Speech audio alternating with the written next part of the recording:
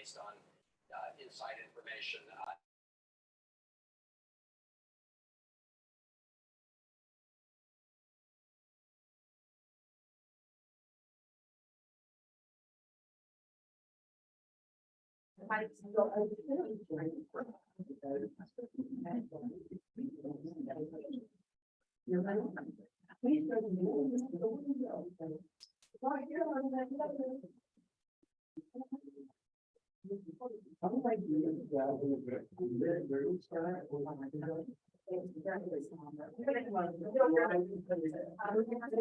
And then right.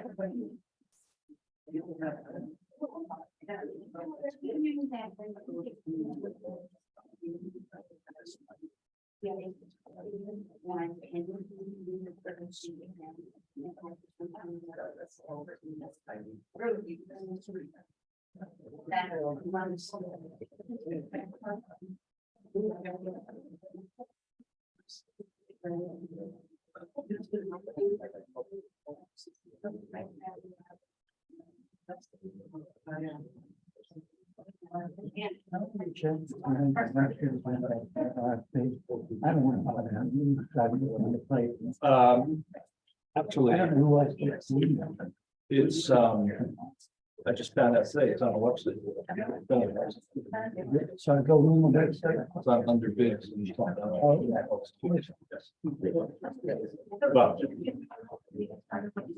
But And that one.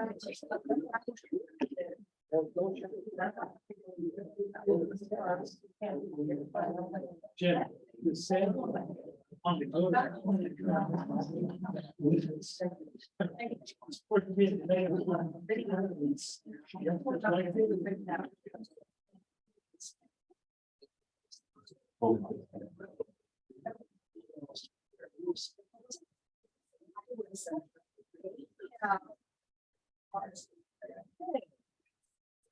Welcome back.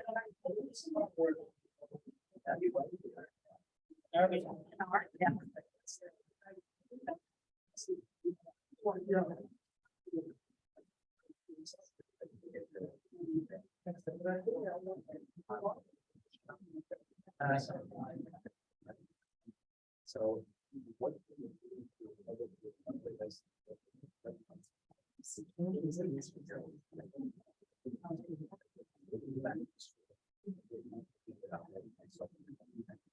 Although I have a couple of things that has her answer.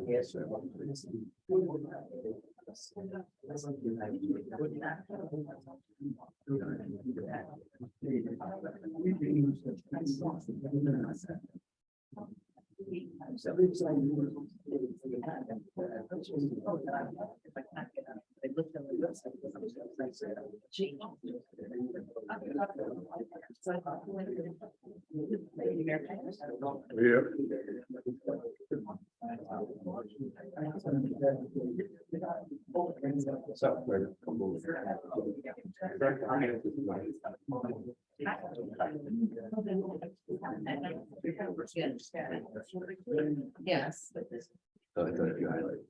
No, there's no same thing. Yeah.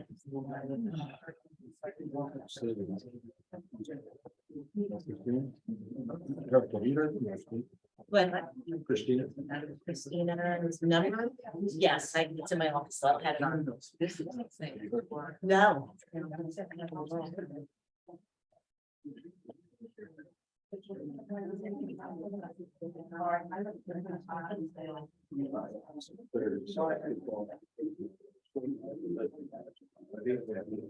Okay, it's ready to go, folks.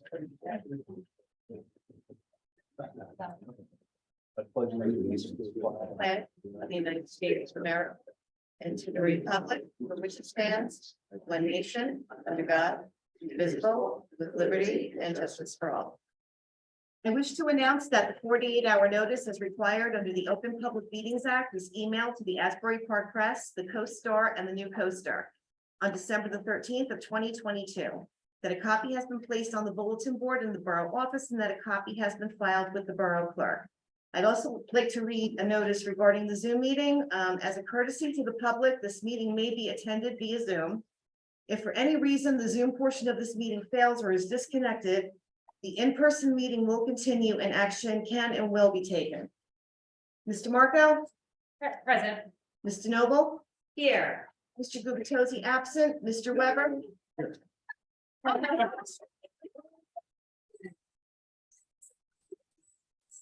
Here.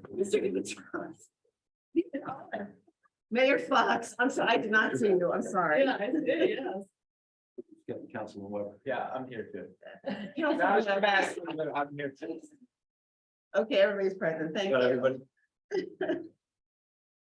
Okay, good evening, everybody. Again, I go through our little mayor and council go forward process and then we'll start the meeting. Or we've already started the meeting. We, as a council, welcome disagreement because it helps us think through things from different perspectives. Our voices should be constructive ones.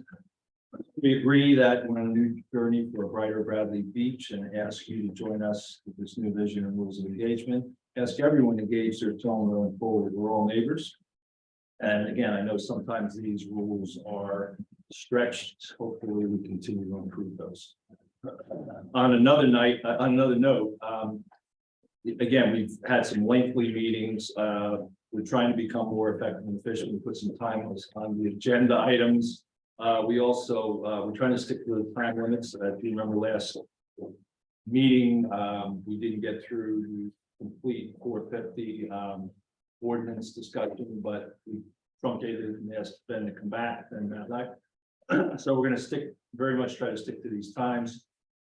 If there's follow-ups, we'll note those and get back to people. We did that last meeting and we're pretty successful with that. It took a couple more days because I was out of town, but we did get back to people with what those things were. Okay, welcome to our 8th meeting of the year. Got a lot to cover.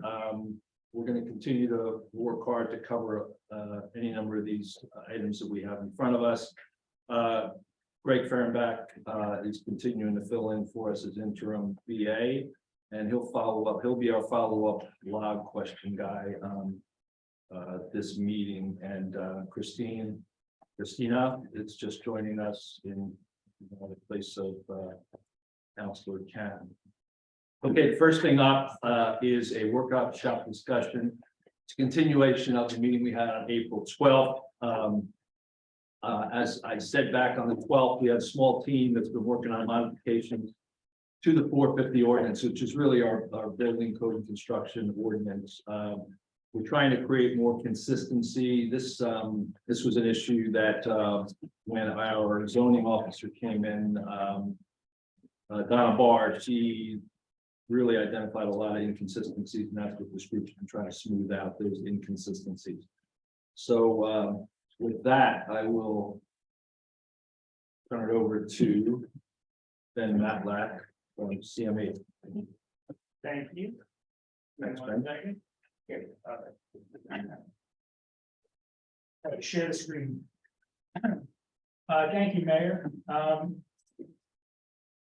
A quick summary of what we talked about last time. We talked about how we were doing updates to the chapter 450 zoning ordinance. We had taken a look at the 2014 and 2018 master plan reexaminations. We looked at what the goals of the master plan are, and we always try to advance the goals of the master plan as well as the municipal land use law when we're looking at these ordinance updates. So we talked about cleaning up some definitions that we had gone over. A few of the I'll say easier topics of discussion were changes that didn't necessarily require any discussion. And then we started to get into some topics that do require discussion. And the last one we ended on was garage apartments, which we went over. And I want to actually go back to it real quick because I did get some feedback from people on the council. And I just want to make sure that it's thoroughly vetted and everybody has a chance to voice their opinion. So one of the main changes we made to this section, 450.26B, was changing the minimum lot size for garage apartments from 5,000 square feet to 7,500 square feet. 5,000 is the minimum lot size in the R1 residential zone. The other changes were to allow garage apartments in the rear yard of corner lots. Currently, they're not allowed on corner lots.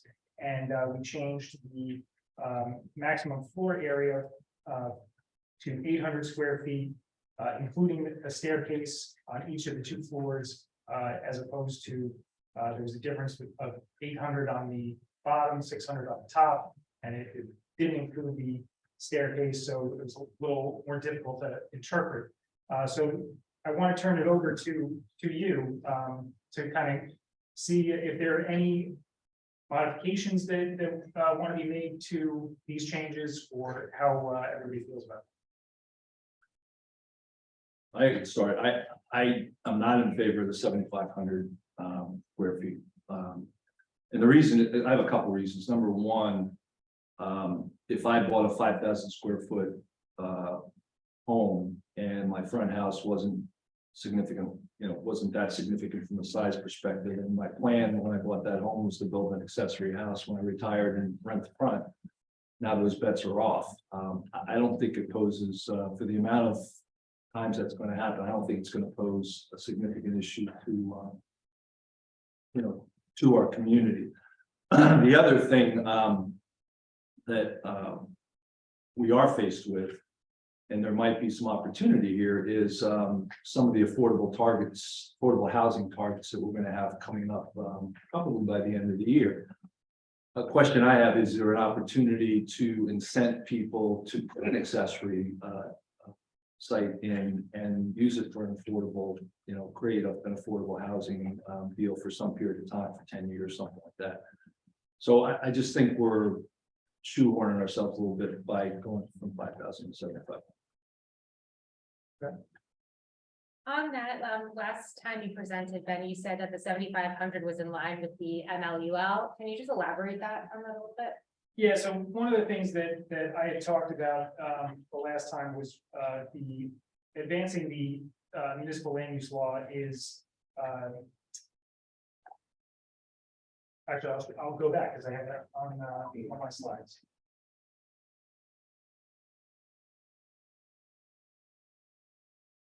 Promote a desirable business environment. I'm sorry, the second one. Promote the establishment of appropriate population densities and concentrations that will contribute to the well-being of persons, neighborhoods, communities, and regions, and preservation of the environment. It's not cut and dry that this fits right into that category, but when you talk about population densities and concentrations, if you have 2 dwelling units on one lot, generally a larger lot can more easily accommodate 2 units. Yeah. Oh, absolutely. Yeah. Logically, that would make And sense. I don't have any, I don't have the numbers on, throughout town, what existing properties have 2 units versus 1. I don't have that information. Some of you guys might know that better than I do. But that was one of the things that came in as a factor when we looked at that. Thank you. So I'm actually in favor of all those changes that you just made. I'll go through them. The change 7,500 square feet. A garage apartment and a house don't fit on 5,000 square feet. And I will say any more. Back in the day, if you had 5,000 square feet, maybe you built, there's like a 900 square foot bungalow on it, just like I lived in for 11 years. And it wouldn't seem such a big deal to have a garage apartment in the back, but nobody builds a house like that anymore. They build a 2.5 story, 2,500 square foot house, maximizing on the bulk, right up to the edge of where it's permissible to build, and right up to the height limit and all that stuff. So you add a garage apartment on a property like that, it just doesn't really fit. And it seems to fit with the goals of the master plan that you outlined here about, regarding density and preservation of the environment and things like that. We're one of the densest towns in Monmouth County, and that just makes it denser. So we do have those numbers, by the way, Ben, as far as what you were just talking about. We have those numbers. We can definitely share them with you. I agree with allowing garage apartments on the corner lots. I think that's an aberration of our zoning that I never should have been, but I think changing that. And as much as I, was saying how when we changed it, we decreased the size of the actual garage apartment to 600 square feet, and I know that did not happen that long ago. I do remember when that happened. But if you're saying it's confusing to have the stairs and I was resistant to the 800 square foot thing, but if you're saying that that really helps just make it kind of cut and dry and easy to understand for builders and homeowners and everybody, I will go ahead with that. Change to 800 square foot, including the stairs. Yeah, Ben, I don't have the numbers in front of me, but a while ago, our tax assessor gave us those breakdowns that you just referenced. And what I do recall is roughly 25% of the residences in Bradley Beach total had garage apartments, accessory dwellings. And beyond that, I don't recall the numbers other than the majority of that 25% across all properties, the majority of those were on what I call the larger lots, say maybe 7,000 square feet and above. So maybe 6,500 and above. He gave us brackets. So I think the data bore out that we don't have that many accessory dwellings on smaller lots as it is today. And I think that's the practical matter that Councilman Weber just referenced, that they really don't.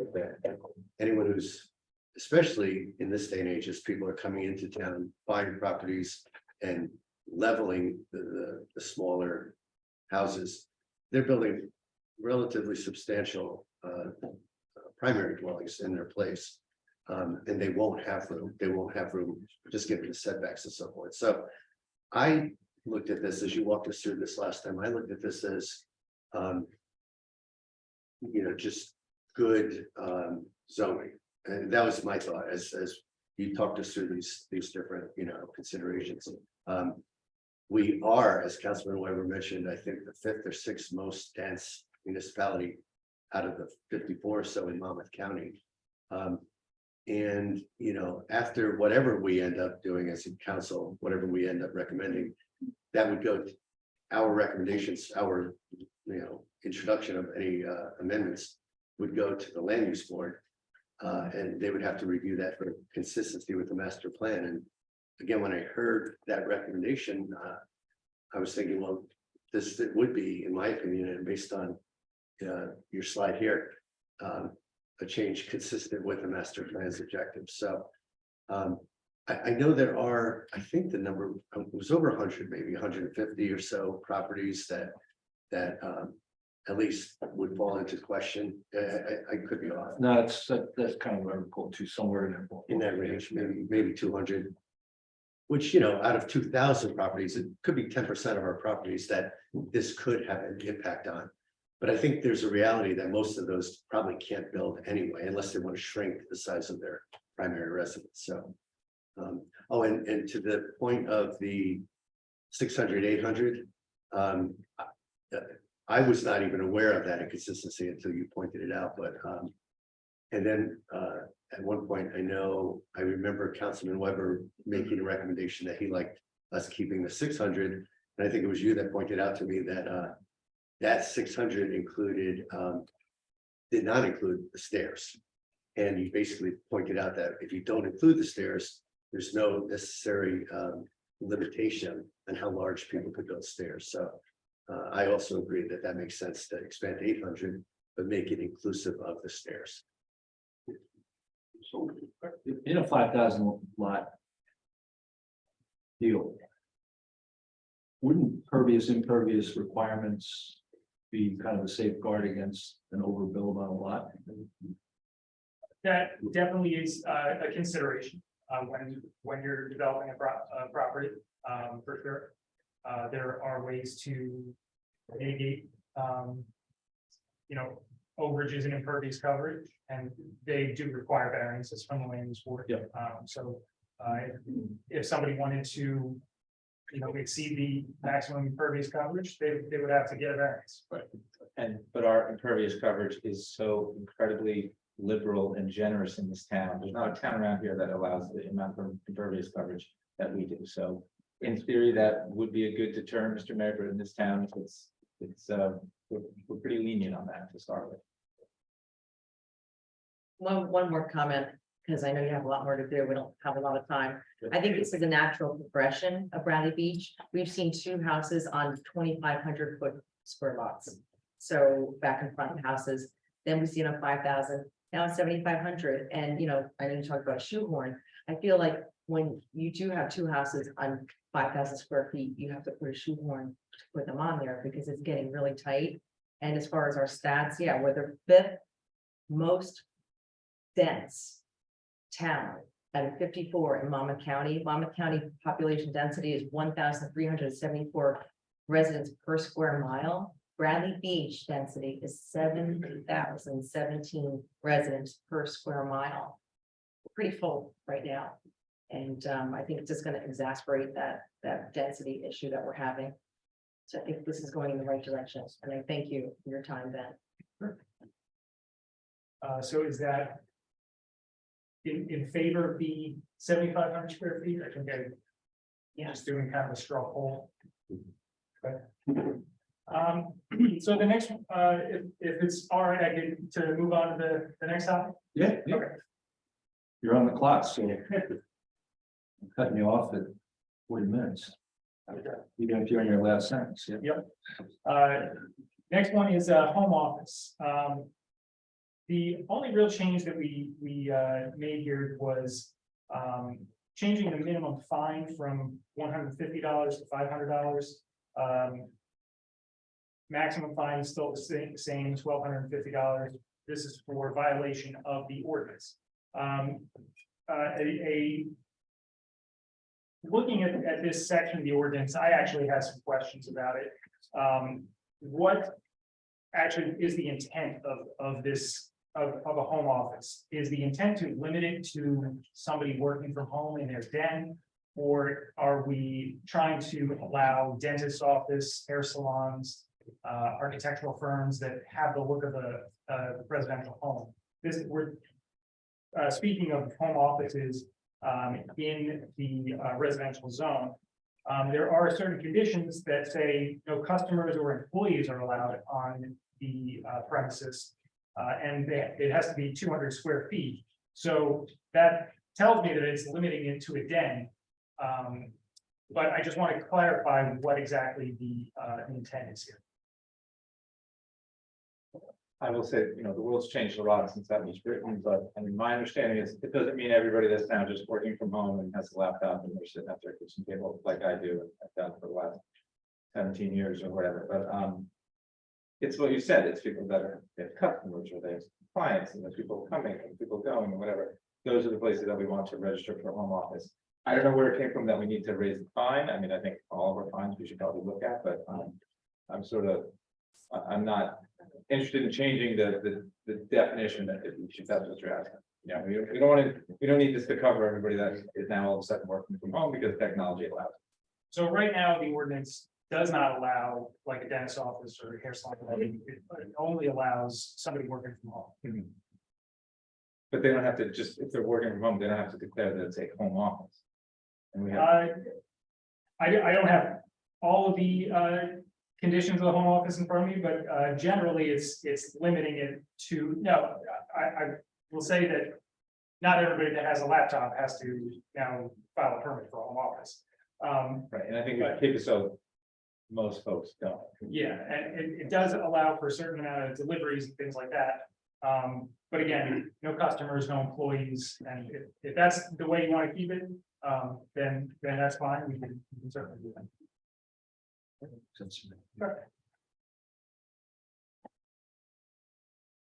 And Ben, I mean, just for the record, I would say yes as well, that is the way I'd want to keep it. We'll probably come back to density repeatedly as you take us through the zoning ordinance language. But I don't think that we want to encourage folks to have home offices that in turn encourage, client traffic and additional parking challenges and demands and so forth. So the idea of working from home, I don't think anyone has a problem with. It's just We don't want home businesses. Understood. The next one is, minimum side yard setbacks for undersized lots. This, I think came up a couple of times. Right now, minimum side yard, setbacks are 5 feet and 10 feet in residential zones. There's a question of allowing, a reduction of the side yard setbacks to 10% and 20% of the lot width for lots that have a, less than 50-foot frontage. If that were the case, I would recommend at least a minimum, a bare minimum setback of, 3 feet, 4 feet. I would say 4 feet, that's up to you guys, how you want to make that change. If we want to make the change there. But a question, I believe it's 3 feet, but there is a fire code, correct? That's, I think it's 3 feet. That you 3 basically, feet, yeah, I think between buildings, yeah. between buildings or from the, the setback. I have to defer to our fire code officials, but I think it's between buildings, but I'm not 100%. Because I don't know the law myself, but there's, I know there are, you basically have to forego windows, is my recollection, if you don't, if you're within that 3 foot or 2.5 feet or whatever it is. So, so if we could determine what that requirement is, perhaps, I guess the question for us to consider would be, is it best to leave the homeowner to make that decision, that they could go to 2.5 feet, but they could not have windows? Or do we just legislate a minimum of whatever that requirement is, say 3 feet, so that windows would, be allowed, if that's the number? Yeah, I'd like to see 4, and if somebody wants less than 4 to come in to land use board. I think we're getting, there's a couple of properties that I've seen that are getting really tight.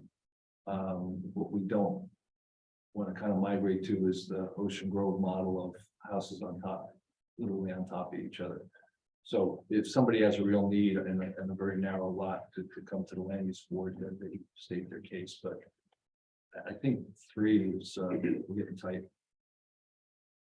And did you say this is only for lot, it says undersized, but then you mentioned less than 40 feet of frontage, or did you say 40 feet or less?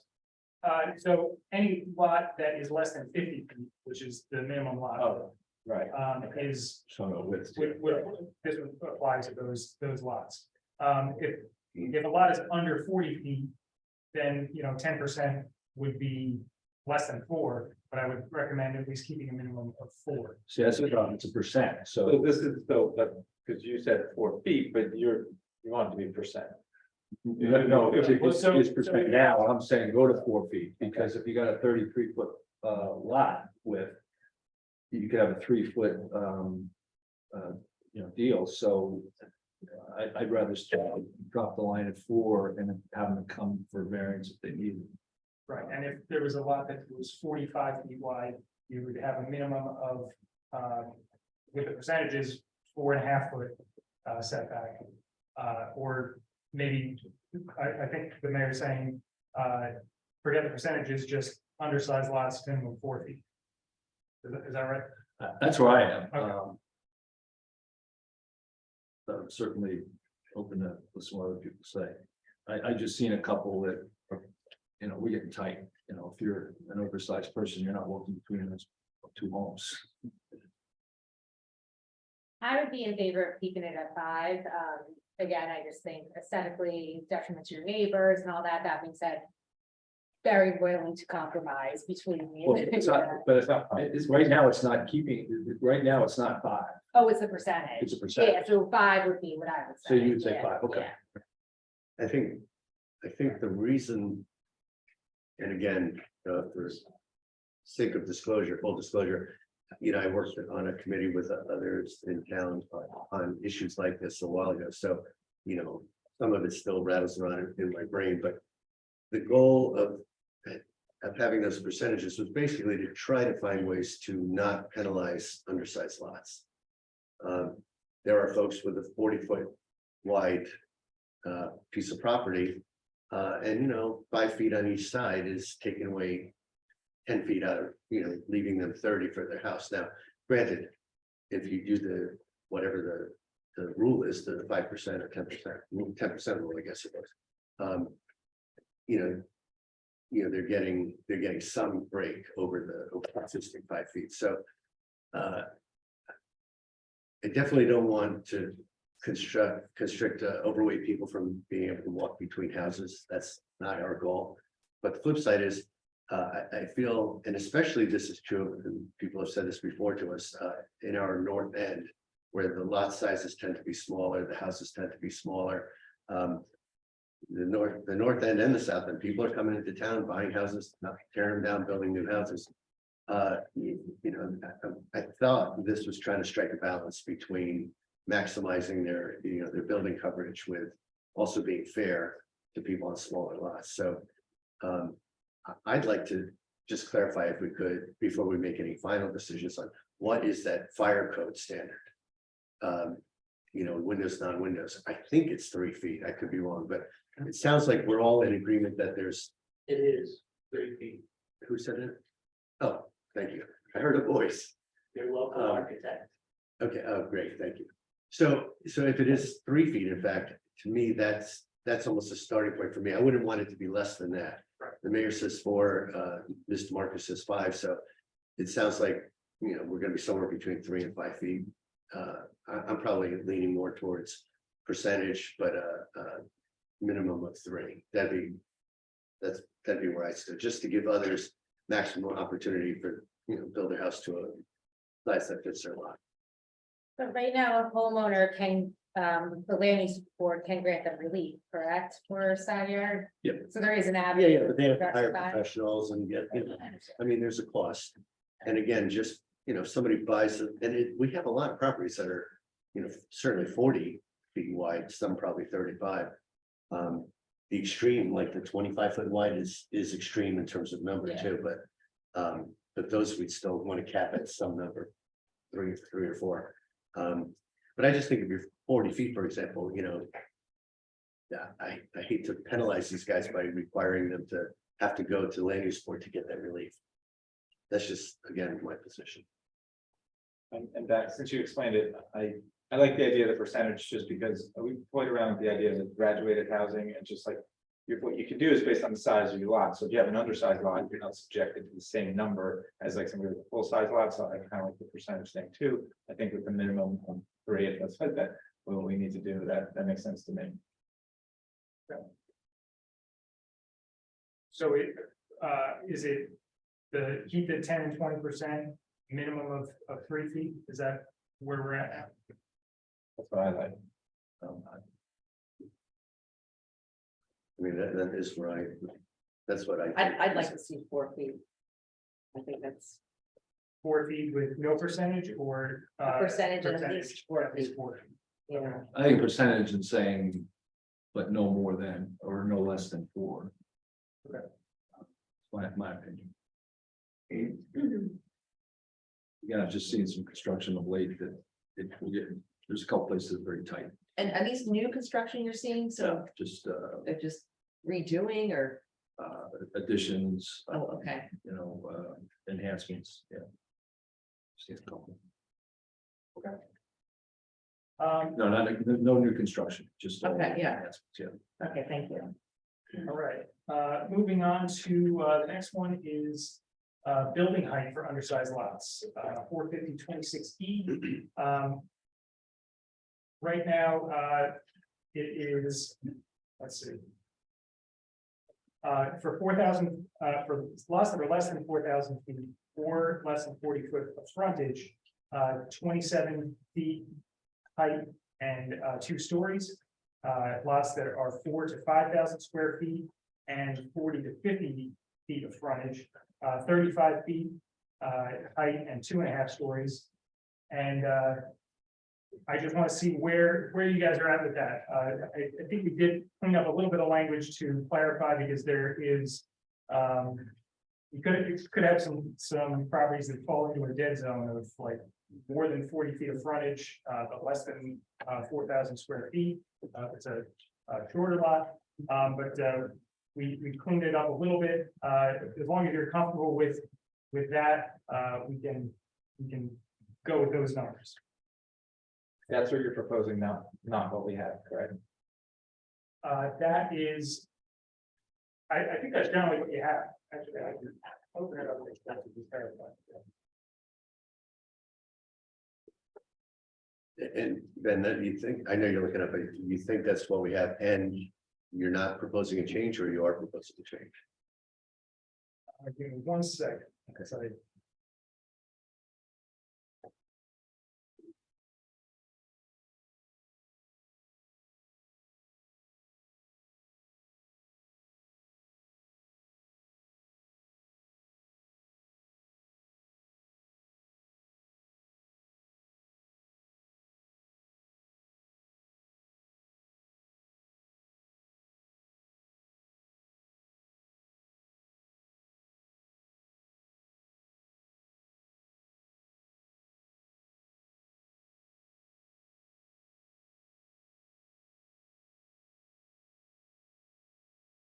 Okay.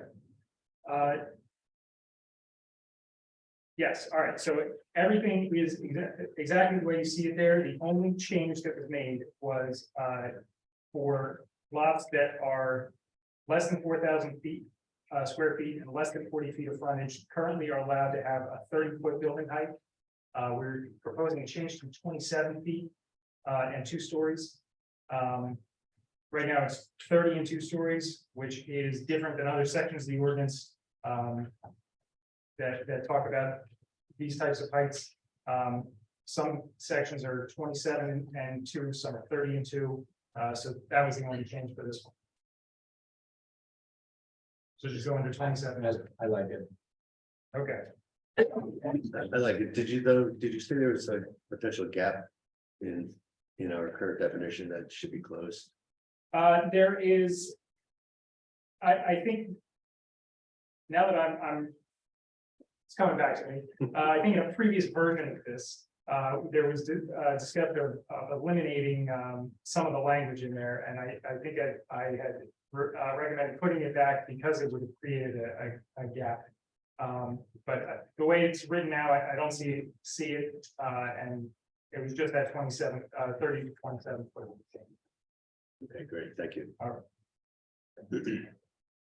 Okay, next one is OP and BOR zones. There was discussion about rezoning them, these 2 zones to either GB or GBW, depending on where they are along Main Street. These are office professional and business office, not retail, research. Thank you. These are located along Main Street. There's discussion about rezoning. This can be done. However, it's a separate process from redoing the zoning ordinance. There are more complicated public notice requirements, public hearing requirements. So we can certainly look into that and do that. But I recommend that is done separately from these updates. Moving on to the next one, bed and breakfast. Right now, they are allowed in the RB zone only. But from what I understand, I think there's only one in town, and it's in the R1 zone. So this was a change to allow bed and breakfast in the R1 zone. And with that, currently they're allowed maximum 10 rooms, 25 person occupancy. If they're in the R1 zone, if we're going to allow them in the R1 zone, I'd recommend reducing that to a maximum of 6 rooms and 15 person occupancy. And to go along with some previous ordinances that were approved, must be owner occupied. Is that part of the definition? Of bed and breakfast? I think it was, I don't think it was specified in the definition, but with the new, basically the Airbnb ordinance, that's now a requirement, so we're putting that. Sounds good, like, allow it in other zones, that's fine by me. What would the rationale be for allowing it in other zones to to encourage bed and breakfast? Yes, it would open up the opportunity for bed and breakfast. If you want to restrict them to the RV zone, which is where it currently is allowed, you know, that's up to you. But this change is allowing it in all the residential. So you could have it in, you know, throughout a much wider region of the town.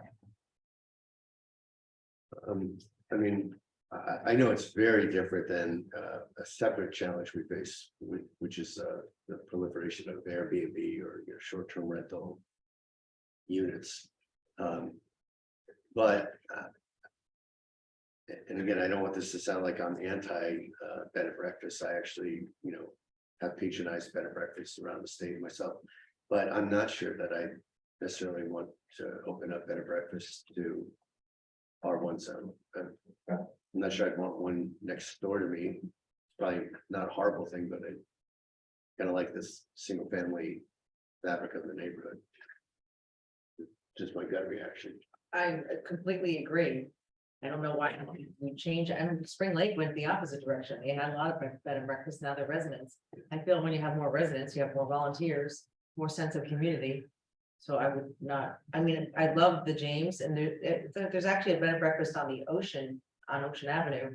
I know they want to convert to a single family house, so. I don't know why we open that can of worms.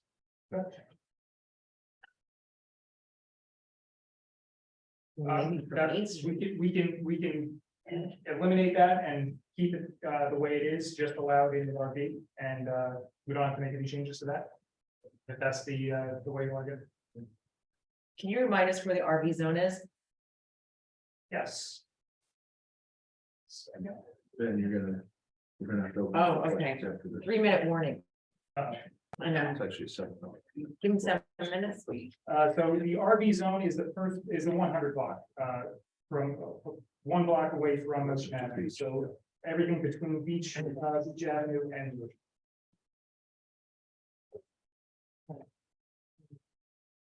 Yeah, I think on the, just that one block. I don't see it as a big issue, but, you know. It's the majority, it's gonna be the majority. And we're gonna have to open it to questions, Ben, to stay on the track. So how much more do you have? I've got 4 more things. I can go through them pretty quick if you want.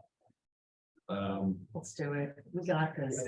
Go for it. All right, Talk fast. okay, garage apartments, we changed The from, garden apartments? I'm sorry, garden apartments. Okay, Changed from 35 foot to 2.5 stories to 27 foot, 2 stories. This is a recommendation from the 2014 master plan exam. The recommendation was to go from 2.5 to 2 stories. And with that, I recommend you change the height as well. Residential driveways. We looked at this to try and come up with ways to allow more off-street parking, you know, come up with ways to alleviate on-street parking, which is obviously, you know, an issue in town. We want to allow a 1 foot setback for driveways. Currently you have 3 feet. And allowing a 12 foot driveway width in the front, which is what it currently is, but then also allowing a 24 foot width in the rear of the property. This will allow for, you know, the additional off-street parking, so let people park on the street. Ben, the 3 feet is today, so you're recommending to change to 1 foot, but the Correct. 24 feet in the back. That's not a change, right? Isn't that what we have today or I believe today is currently just 12 feet. Just verify.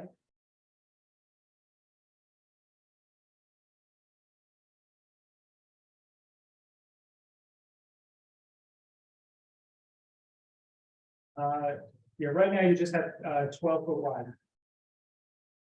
So there's no discussion about 24 feet.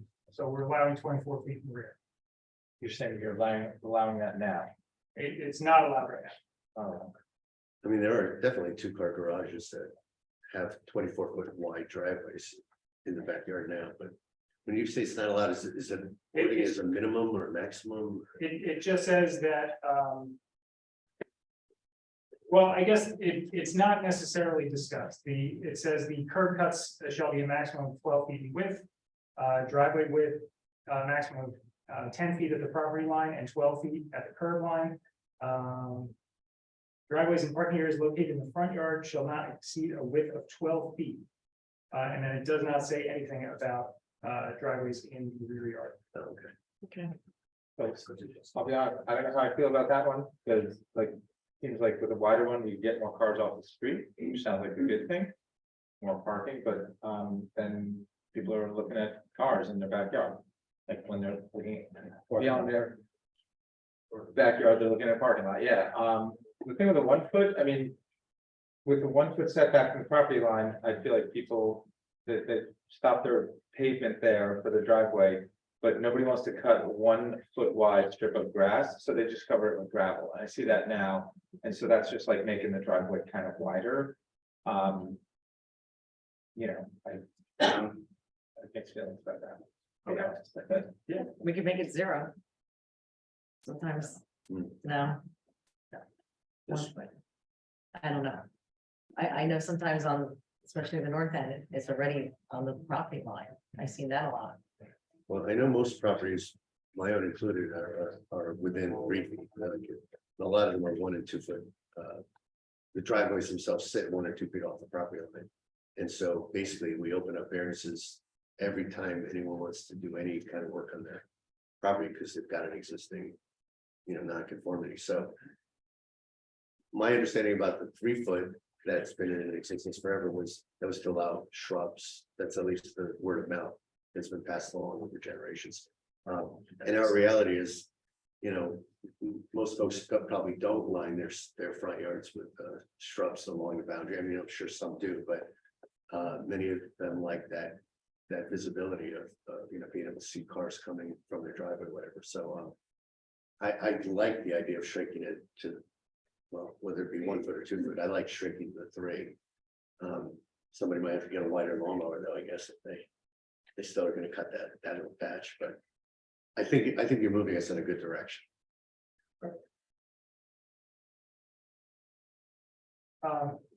Next thing is signs on Main Street. This is a new section of the ordinance. There really wasn't a sign ordinance specific to Main Street. This is modeled after add-ons ordinance. It is the sign has to be related to the use of the site. If it's on the building facade, it can project no more than 12 inches. It can't cover more than 20 square feet or 5% of the facade area, and can be located in the front of the building only. It can be illuminated, not with flashing or animated lights, and it must be shielded. And then portable or temporary signs, what you would call menu signs or sidewalk signs, are allowed but not illuminated.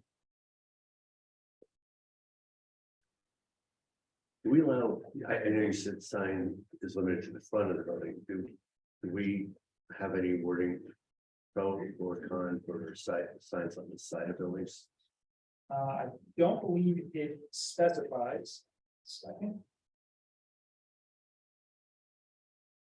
I think something exists there, but we didn't change it when we changed the sign ordinance recently, so there's something that speaks to that, but.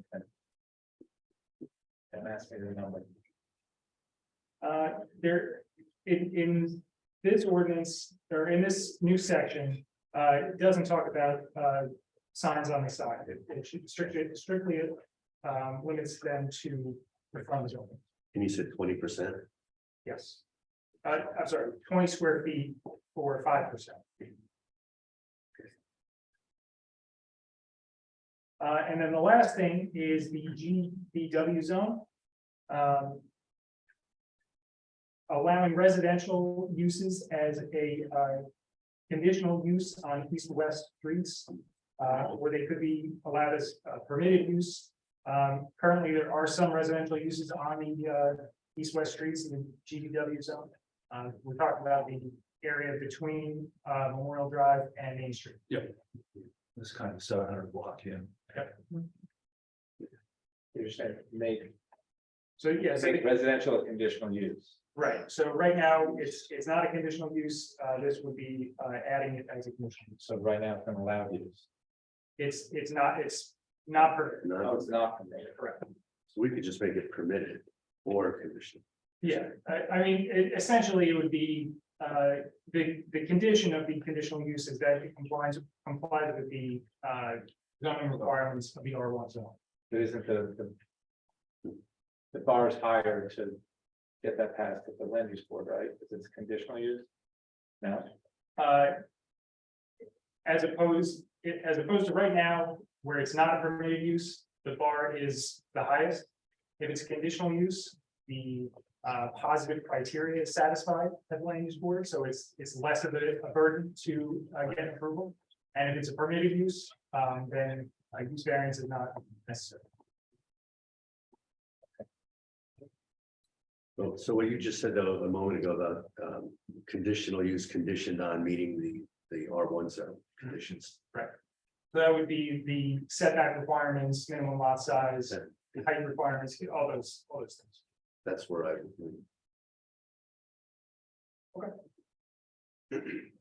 And that is the last thing that I have. Yeah. Thank you. Thank you. Great job.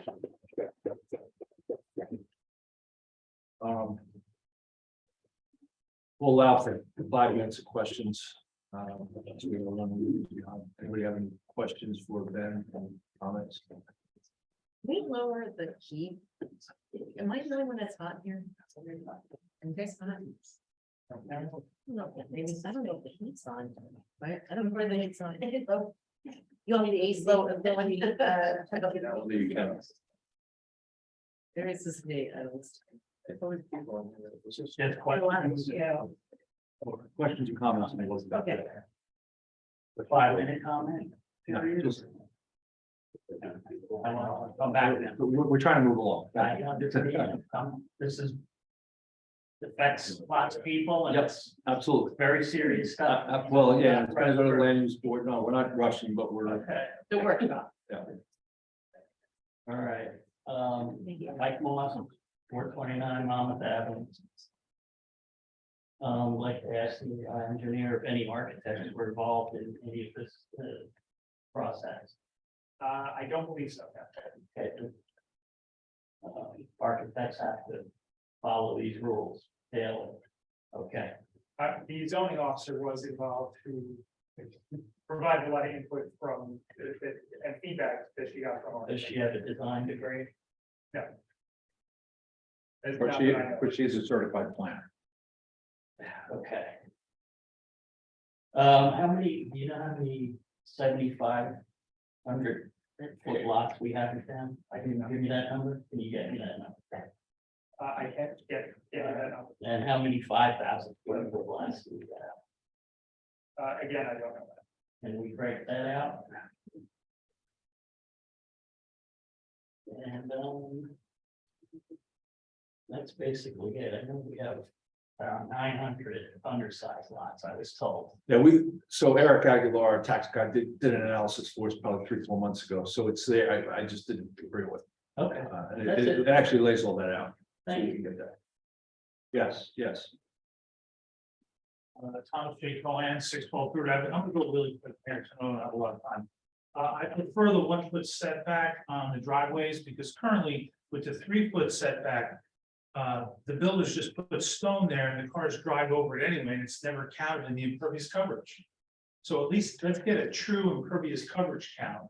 And then that leaves you 1 foot for a fence, if you choose a fence or a shrub, as has been stated. I would prefer the bed and breakfast in the R1 and RV zones, but as a conditional use, you'd have to meet the conditions for parking and submit a site plan. But, you know, we had a big hubbub in town about hotels, motels. Well, this is a grassroots way to supply transient housing for people who want to come visit here without corporatizing it. And that's what I like about that proposal. The GBW zone conditional use for residential homes for the East West is great.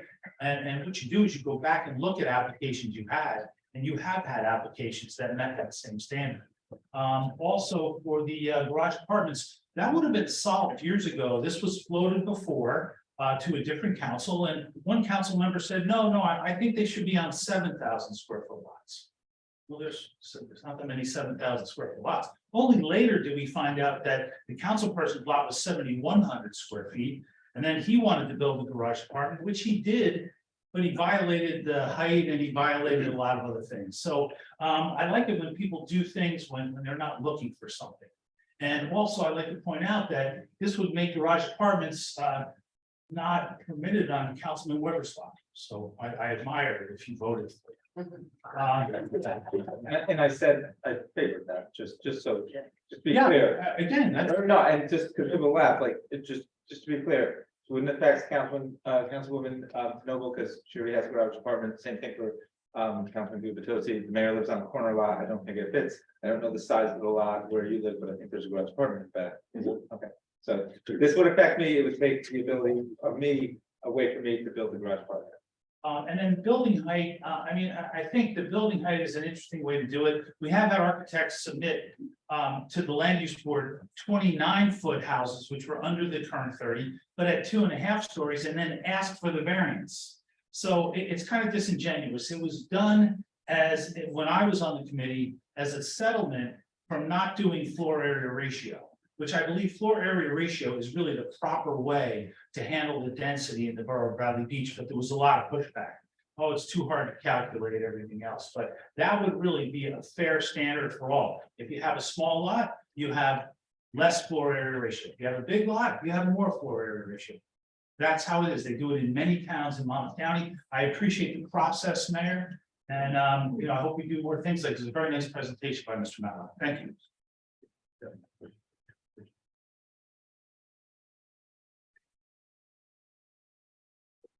Rich Despin, 600 Third Avenue. The building lot's 5,000 square feet for a rear accessory building, I think is appropriate. With regards to concern of the density, there are other factors that you can use to control that was pointed out. I think that would be more appropriate with that. The B&B, I recommend that you consider expanding that along Main Street.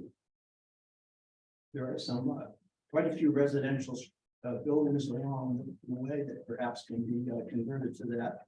Perhaps not the number of units that you're talking about. The signage.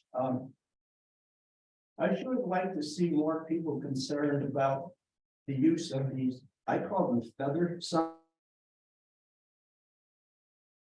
They look like big giant feathers. I think they're overdone. Maybe you can have a little space in there for somebody opening up a new business and say, hey, look at us. But to have some buildings that are around here for a long time, those things sticking out, they don't look very attractive. If I can read my writing, I have another item to talk about, and unless I don't. Thank you. Thank you. Okay, yeah. Take that one, and we gotta move. No. Linda W. 312 Whitney Avenue, about the setbacks for the undersized lots, if you maximize it to the space for the impervious coverage, it's gonna really, it could impact the neighbors on either side, airflow, light flow, even if you have no windows, it's dead space. We already have enough green buildings in town. How do you clean it? How do you wash it? Picking up the garbage between it. So I think that land use board needs to really look at giving out variances and stop letting people build on the entire lot almost. I see that going on in town now, and it's, yeah, I had a hard time trying to get something done and I moved instead. And I had a large lot, but anyway, it's difficult for people that live on either side when they have these giant structures next to them. It's not fair to them. Thank you. Yes.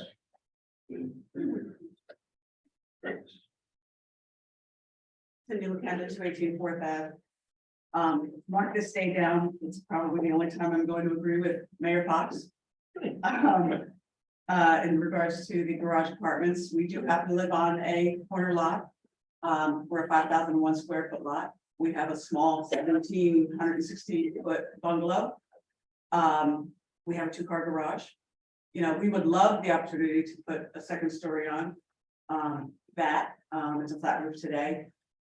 When you look around town, there are numerous homes that have, on corners that have all types and styles of garage apartments. They're getting craftier by, doing breezeways and connecting them. We're not wanting to have to increase the size of our home. I'd much rather be able to just put that on the back side of our house, which would not change our footprint. Other than having to say, okay, I'll go up another 1.5 feet that I can in my, and make my house, huger, or do a breezeway, which I'm not looking to do. But to disallow us when it's been done all throughout the town, puts us at a deficit and a negative and perhaps a financial hardship. So I would like to consider that. I do agree with the mayor that, those of us should be able to do it, especially when, just like before was stated, the homes that are being approved now are absolutely insane.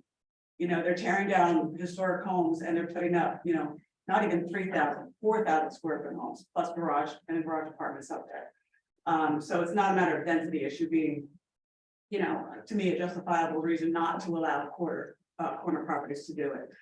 There are homes today too, that there are 8, 9, 10 bedroom homes that, you would swear were B&Bs that are not. Again, if you're gonna point the finger at density, look at those.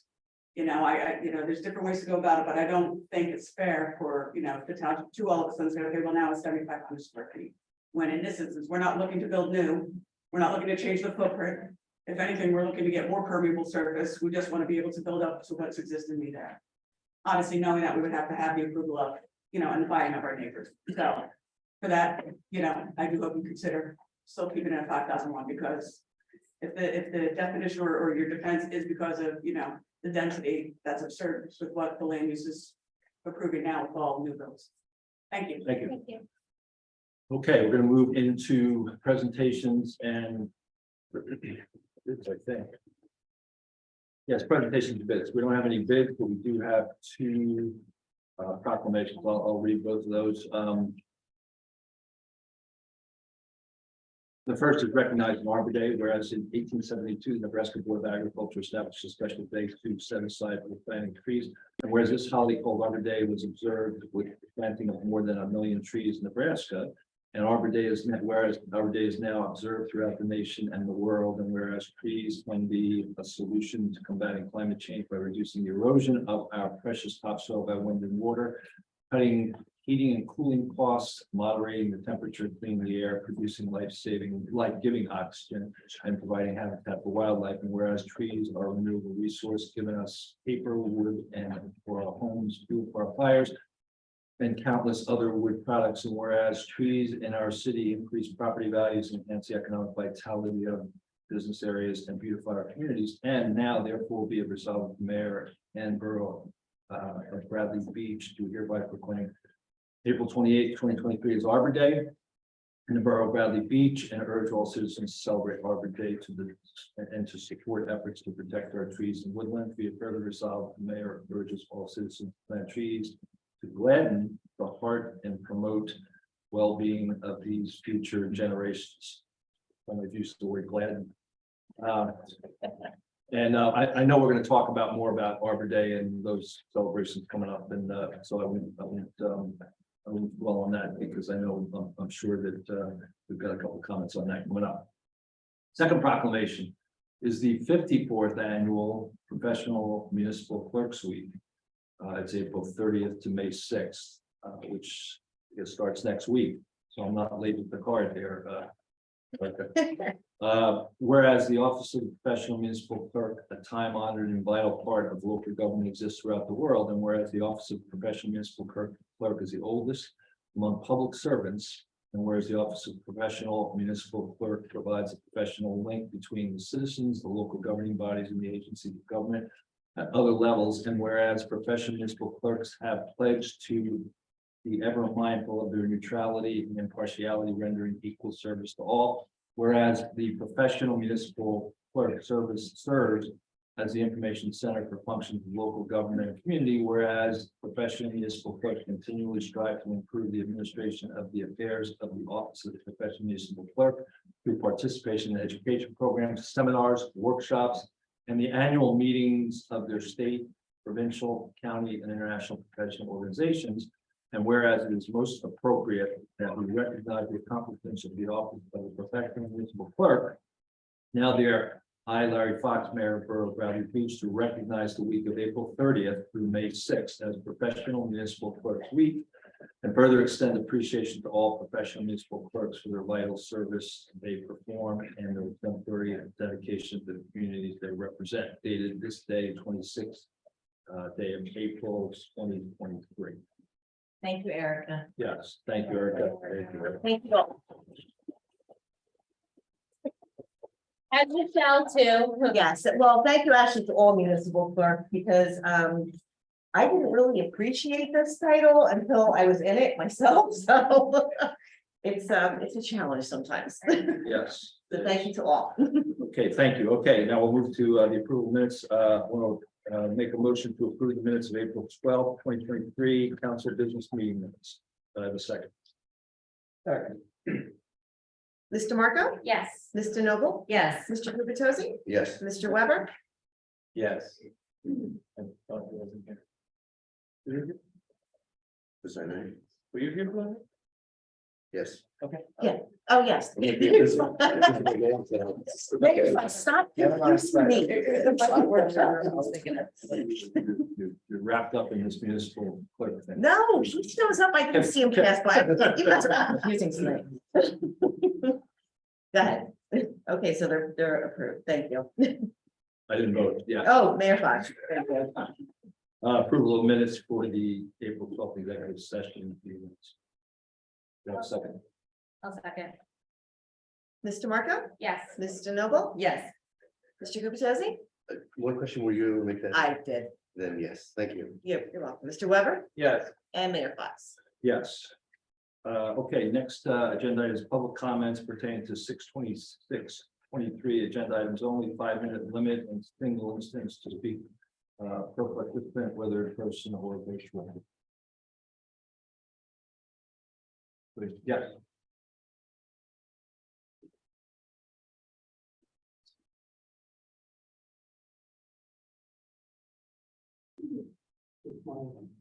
Five-minute opportunity. actually, No, there's some, I called somebody else. All right. I didn't hear you, sorry. No.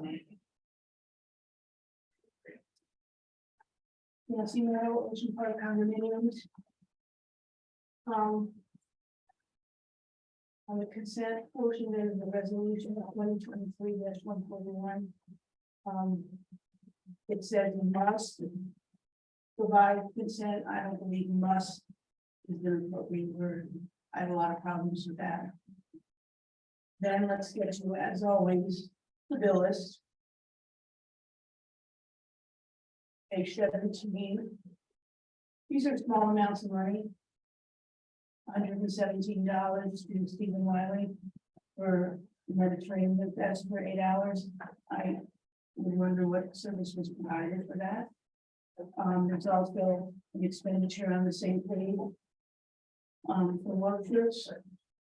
For $150.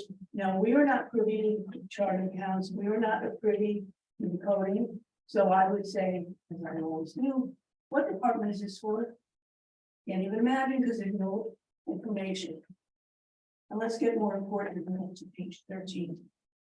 Payment for over $8,500 to the New Jersey Department of Labor, which I'm guessing is the 927 payment for workers' comp. It says it's for the current quarter. It says it's for 12/31/20. Current quarter would be for period ending March 30th, 31st. Payment would be due 4/30. So once again, I point out that the work presented to the people is sloppy. And perhaps that's why we would like to have a different CFO and one that is employed. Yes. I'm Jay Cohen, 6 Third Avenue. I'd like to say that the contract to BlackRock Enterprises for the 400 block of Bradley Boulevard, the resolution is really not specific as to what work that is. I mean, I've been tracking a lot of projects from Mr. Matlock, but I don't know what this specific project is. Resolution 2023-141. It's like the leveling of the road for the ponding of water. Oh, is that what it is? Okay, good. Should have said that in the resolution. I would like to thank the mayor and council for putting on the resolution 2023-142 about this authorizing an independent investigation. It's really nice when the people, just like the sign out front says from the police department, see something, say something. So it's really nice when somebody in the audience says something and the council does follow up, and I really appreciate that. I'll reserve the rest of my comments for. Oh, I would recommend that you not approve the municipal budget for today, because I went on and looked at the 2022 introduction document, and it was very detailed. I looked at the 2023 documents that are put up there like Disneyland slideshows. I mean, there's nothing to compare it to. They're very unprofessional. I mean, I don't see how you can vote on this tonight when we really haven't seen real numbers. I mean, this is like getting a Visa bill in the mail with just the amount due and the date it's due with no transactions. Would I pay that bill? No, I wouldn't. And I don't think you should either, because it is our money. Thank you. Yeah, Mr. Moore. Michael Moss, 429 Monmouth Avenue. I'd like to address the zoning perspective of zoning changes. Not time. No, yeah, this is just agenda, it's only agenda items. I thought I had saved it for my 5 minutes. At the end, yeah. At the end. Yeah. Hey, I don't come down here every night. Like this, so, Right. well, All right. Okay, I see one question, stay out of here as much as they want. what, okay, Mr. Moore. Humiliating. We have one question from the screen, me and Mullen. Okay, guys. I love it. You want to talk outside, please? Ms. Mullen, you got a question? Yeah, hi. I was trying to get the video on, believe it or not, but I keep pushing. Here it is.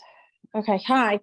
So I always get confused on these 5-minute timeframes, but I had my hand up before and I wasn't called on. So it's just comments. I'm sort of echoing what others might say, but I'm very concerned about the fabric of Bradley Beach. We are actually the third most dense town on the Jersey Shore along all of New Jersey, only following Asbury Park and Ocean Grove. So I fear we're going to turn into, it was already mentioned by the mayor, an Ocean Grove.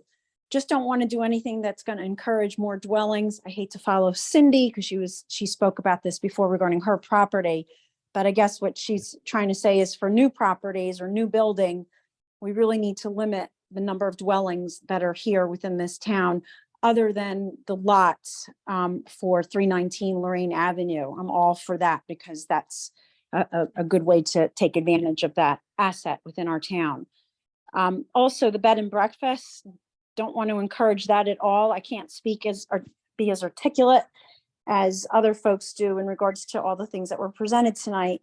But Al actually said that it wouldn't be nice.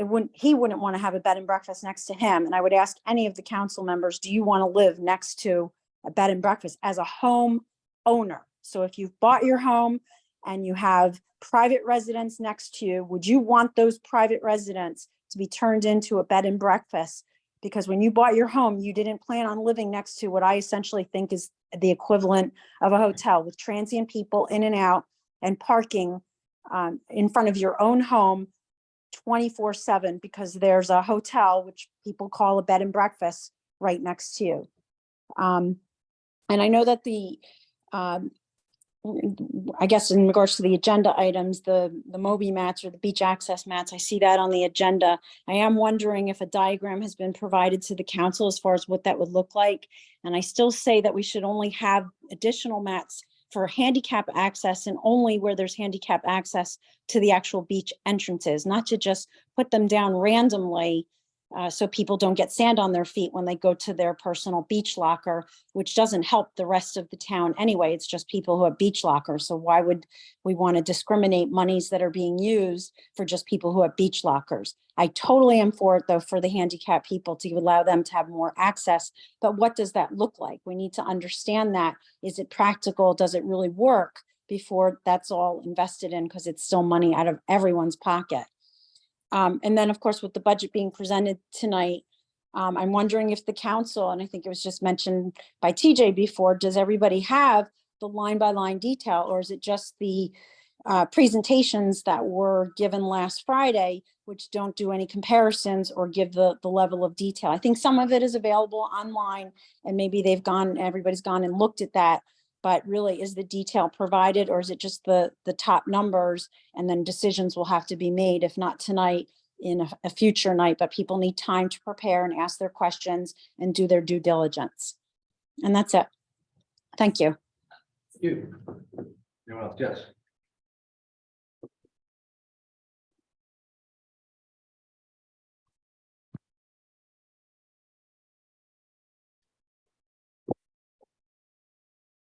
My name is Shashir, 112 Fourth Avenue. I'm going to ask the council to vote no on the Moby Mass until we see the design and to see exactly what this is going to look like. I hear that our beach is going to look like an Indianapolis, an Indy 500 raceway. We don't want, I would like to see the design and the schematic so we can know what this is going to look like. Please don't vote for it until we know what we're voting for and what it's going to look like. Thank you. Yes. Good evening, Mayor. Joe Sampley, Stockton Avenue, Ocean Grove. I'm a member of the fire department for starting 18 years. And I have two questions. I have been a municipal employee, so I'm kind of familiar with how it operates. In fact, Morristown had the same form of government, but a little different. If you do introduce the budget tonight, will that be available for us to pick up? Yes. It would actually be posted, the detail will be posted tomorrow. The council has one packet, 45 pages, and another packet, I can't remember how many pages. Well, that's fine. Will I need a Oprah for that, or can I just ask It'll Aaron? be posted, it'll be posted. Okay, because usually they give us, You'll be able to go to the website and look at it there. well, I would like to have a physical copy. Okay, That's because I've had the last three. if you just give me a call or just tell me Yes, what copy, I'm not ready for you. Okay. Going back to your budget meeting the other day, that appropriations, under your capital, are you gonna add to that, or is that the only things that you're gonna be trying to do this year, or what? What we're forecasting is what we're gonna try to do. Yeah. Well, then, I would really like to know, since I've been on a truck committee for over 5 years. And with the help of Paul, we put in for a grant for a new fire truck. And I see in the presentation from my chief from last year, it was made a recommendation to the administration, and it wasn't even put in. The fire department's in dire need of another aerial pumper. We'd like to get it in. We put in for a grant, we hope to get it. But it's something you should be thinking about right now, because we're down 2 trucks, because last year we got rid of 2 ancient trucks. And when I did the grant with Paul, unfortunately, under the guidelines, we only have 1 truck that meets the NFPA guidelines, and that would have to do with a water tank not having 300 gallons. Ours only has a little mini, has 250. So that's pretty much my concern, because we know about mutual aid, we always call, even Asbury calls for mutual aid. But sometimes it's very hard. Right now, if we have guys come, which we don't know when they come, they don't have a truck to take if the two are gone. We used to have 4, now we got 2. So that's something you should be considering. At least putting in your capital wish list, but we definitely need another truck. Thank you. Okay, thank you.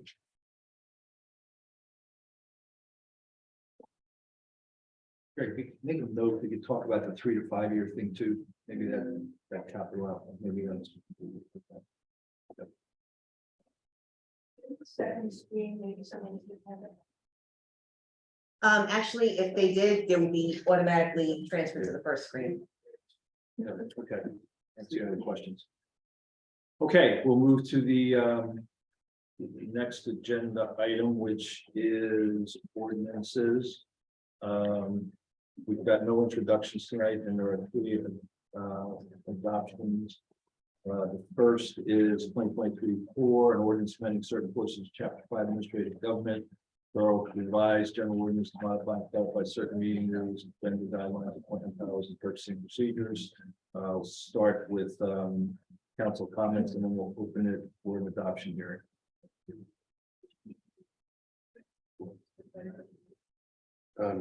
I do have a comment. It seems like we've discussed this at great length over the past month or two, but about 5 minutes before the meeting started, in the parking lot, Councilwoman DeMarco brought something to my attention in here that was not the original intent, I believe, because this is something that I personally had requested. But specifically, I requested that we reduce the bid threshold for professional services contracts to $4,000, requiring council resolution. I.e., the council had to approve anything for professional services contracts above $4,000. But council had to approve it. What Ms. DeMarco pointed out to me, and I just overlooked this myself, was there was a table cut and pasted into this draft that basically says, for that threshold, we need to conduct a fair and open bid process and award the contract by resolution. So that was, I can say, because I was the author of this, that was never the intent, but somehow the wording did get muddied. So my question, I have a question for our attorney. I want to give you a little heads up. I don't know even how to reference the page, but if you can go to chapter 5, article 5, section 5-22. In the current ordinance? Or In this the proposed draft, ordinance? in the draft amendment. that I'm we're, at that right here. Almost on the last page, right? Can you say that again? 5, and then what? Yep, it's chapter 5, article 5, section 5-22. Right. Under Page 12. page 12, I don't even have a page number on my, but specifically, I-18. Where it says, there's a little table that says aggregate cost of any one item, and then on the right-hand side, it says action required. The second row here, or third row, I guess, any professional service contracts exceeding $4,000. The wording here should state that a council resolution is required. Instead of conduct a fair and open process? Correct. Okay, Is that something we can change yeah. right now as relatively de minimis? Oh, well, not in an ordinance, that would be probably a material change. Because it's changing the entire process, so I would say no, it cannot be amended and voted on this evening. It would have to be amended and then reintroduced.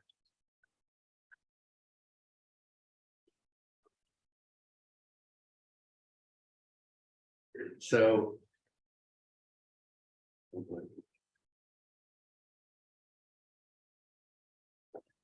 So are we, I'm just trying to understand procedurally, so there's nothing, can we, there's about 6 different areas in chapter 5 that we're amending. This is one of those 6.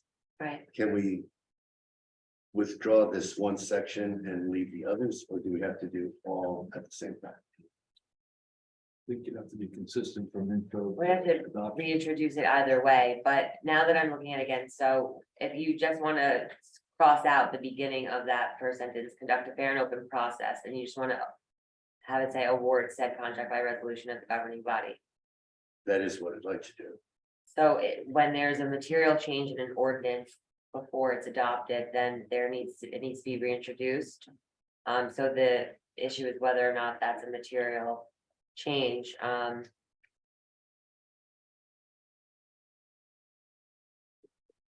I could say it could go either way. But I do know that the intent of the governing body, based on my discussions here with all of you, that was the intended.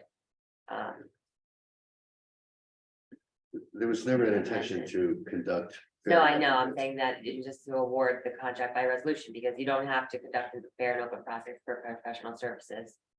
So, yeah, you can move forward with it if you'd like. You just have to make an amendment to strike out that beginning sentence. Okay, thank you. I did want to draw everyone's attention to that, and that will be a request I'll make after further discussion and comments from the public. That I don't think, correct me if I'm wrong, but I don't think anyone else expected we would conduct any kind of bid process. Okay, no, that's my only comment. Thank you. If there's no other comments, we'll open a public, we'll make a motion to open a public hearing for 2023 for. Mr. Marco? Yes. Mr. Noble? Yes. Mr. Gubatose? Yes, Mr. Weber? Yes. Mayor Fox? Yes. Comments.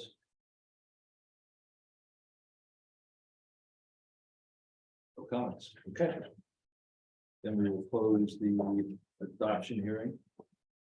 And vote on this resolution. and I'll make a motion to vote to approve, to adopt this resolution with the one exception of striking that wording we just discussed, striking the wording conduct a fair and open process and. I think this would, so you're making a motion to amend the ordinance to strike that, and then, Yes. so make that motion first to amend. So we need 2, like 1 to amend and 1 to adopt. Yes, yes. Okay. Okay, I'll make a motion that we amend the current draft of the chapter 5 amendment for section 5-22 I-18. So that the adjusted language will strike, conduct a fair and open process and it will leave only award said contract by resolution of the governing body. Second. Mr. Marco? Yes. Mr. Noble? Yes. Mr. Gubatose? Yes, Mr. Weber? Yes. Mayor Fox? This is for the Amendment. amendment. Yes, for the amendment. Yes.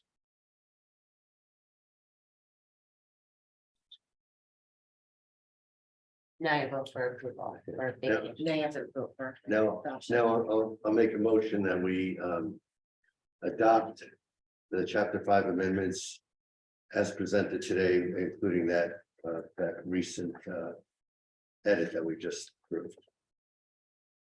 Second. Mr. Marco? No. Mr. Noble? Yes. Mr. Gubatose? Yes, Mr. Weber? Yes. Mayor Fox? No, I've got comments I'll just put into the record. I've made them at prior meetings and for the sake of time, I'll hold on those, but I think this is just not in the spirit of our Faulkner form of government. I'll just leave it at that, I'll just put those into the record. Next, ordinance is 2023-6, ordinance establishing certain salaries for certain officers and employees of the Borough of Bradley Beach, and the County of Monmouth, and the state of New Jersey, and repealing any and all other ordinances inconsistent herewith, I'm sorry. Any council comments on this? No. Okay, now I will make a motion to open the public hearing, the adoption hearing for 2023-6. Second.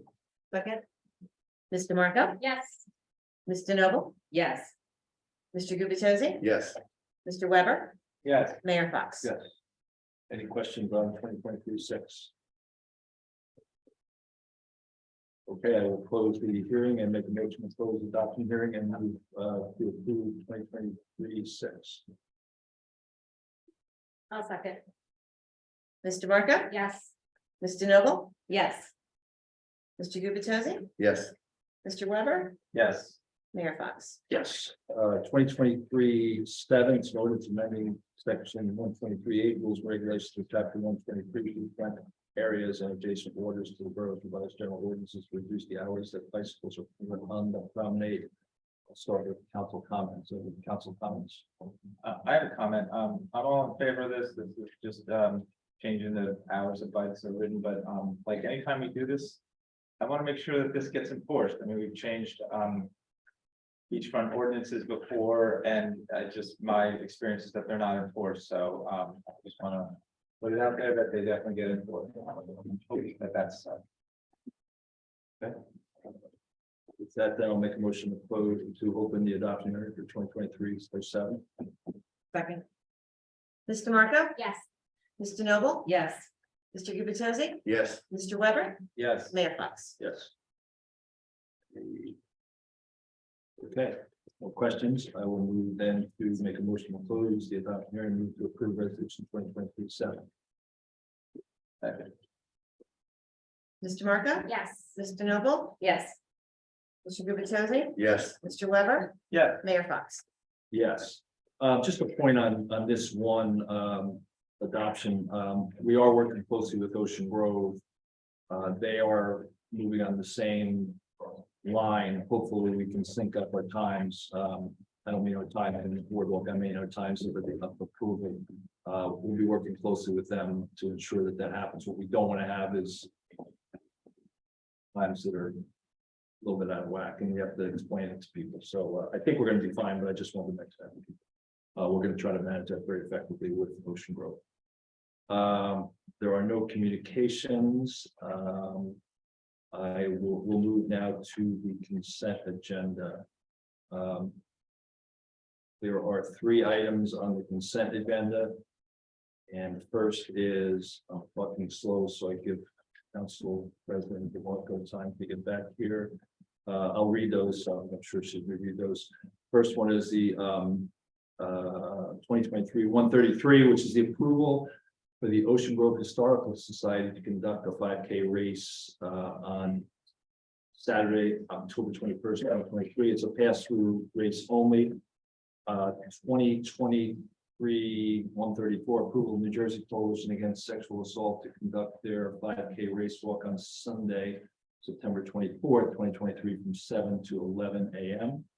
2023-135, the approval of an on-premises 50/50 raffle license in May for the Bradley Beach Elementary School PTA and waiver of the $20 municipal application fee. So I make a motion to approve the consent agenda. Second, Ms. DeMarco, Yes. Ms. DeNoble, yes. Mr. Gubatose, Yes. Mr. Weber, Yes. Mayor Fox. Yes. Okay, individual resolutions. First one is 2023-136. Make a motion to include the bill list 2023-136. Questions?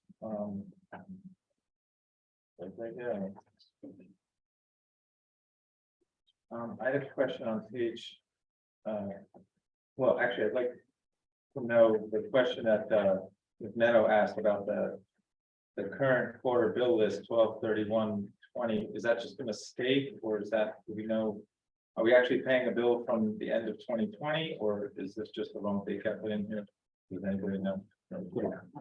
Are you speaking about the Department of Labor payment for Correct. unemployment insurance? Yes. My understanding from what I am seeing is that it is a quarterly bill that is due by the end of this week. And it's for the first quarter of 2023. Well, this is just we just put the wrong date in there. Yes. Okay. On page 11, we have, we're paying to Harlan, Fernia and Allison. I know we have a contract with them. I believe it's for $6,000 a month, and that's what the first, three items add up to. But then after that, just says professional services, and there's another $2,560 there. Do we know what?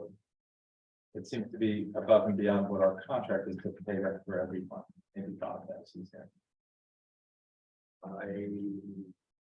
Is that the, Page 11. yeah, okay. Is that, the CFO services are on top, I'm sorry. I thought. Oh, those are CFO It's services. just the professional services, and I believe that's for, the services and kind of supervisory services that, Chris Clinton provides, the guy who works in the department. Is that, Greg, you? I'd have to examine that. I don't know. All right, but I'm pretty sure that's what it is because he supervises payables and does some analysis. Mr. Allison, now he's here. Okay. No, I don't. I don't know. So are we able to hold on to this one so we can find that out first? Is it? Can we approve the whole bill list except for that? Yes, you just have to make a motion to remove that from the bill. So remove the 2560. And just take the council's temperature on that? And that's not know what it is. I agree with you. I've had similar questions on this process in the past. Okay, then. Yeah, do you want me to make the motion? Please, Mayor. Yeah, that's fine. Okay, sure. I'd like to make a motion that we take that item off the bill list. It's on page 11. It's the Holman, Fernia, Allison, professional services, and just until we can get it to the bottom of of that one item. I would, This is number 4 only. number 4 only, yeah. Correct, 2560. Okay. Yes, that makes sense. Well, I believe I made a motion.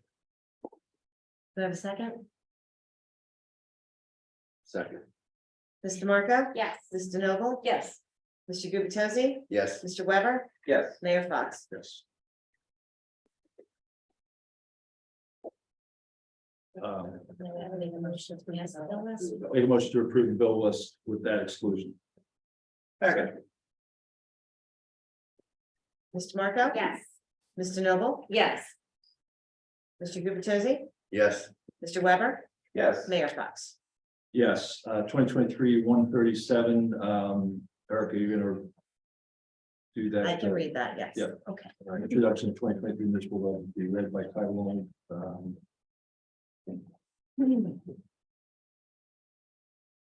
Borough of Bradley Beach, Resolution 2023-137, introduction of the 2023 municipal budget to be read by title only. Whereas N.J.S.A.40A:4-8 provides that the budget be read by title only at the time of public hearing if a resolution is passed by not less than a majority of the full governing body. Providing that at least 1 week prior to the date of hearing, a complete copy of the approved budget as advertised has been posted in the municipal building, the local public library, on the borough website, and copies have been made available by the clerk to persons requesting them. Whereas these conditions have been met. Now therefore be it resolved by the governing body of the borough of Bradley Beach in the county of Monmouth, state of New Jersey, that the budget shall be read. Be it further resolved that the said budget will be published in the Asbury Park Press in the issue of April 29th of 2023. Thank you, Erica. You're welcome.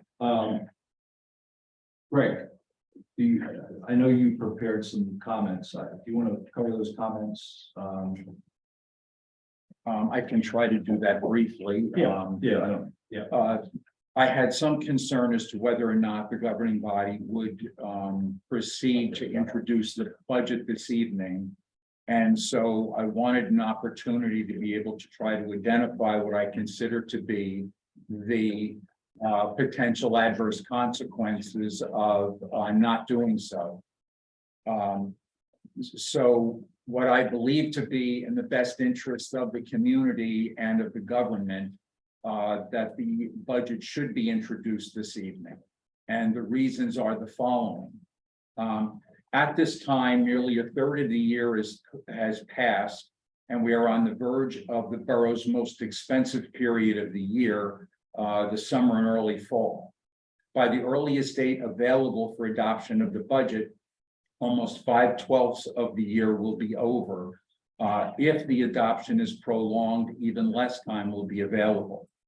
There is really only one person in the entire organization that is able to take a management position to control costs, and that is the position of the borough administrator.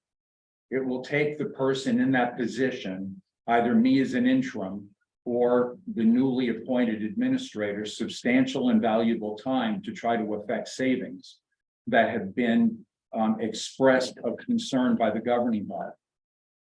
Edmunds, the software system that contains the budget for the borough and over 300 other municipalities in New Jersey, contains the budget and accounts and controls features which cannot be implemented until there is an adopted budget. So management and control actions must wait for the adoption of the budget and the posting of same to the Edmunds system.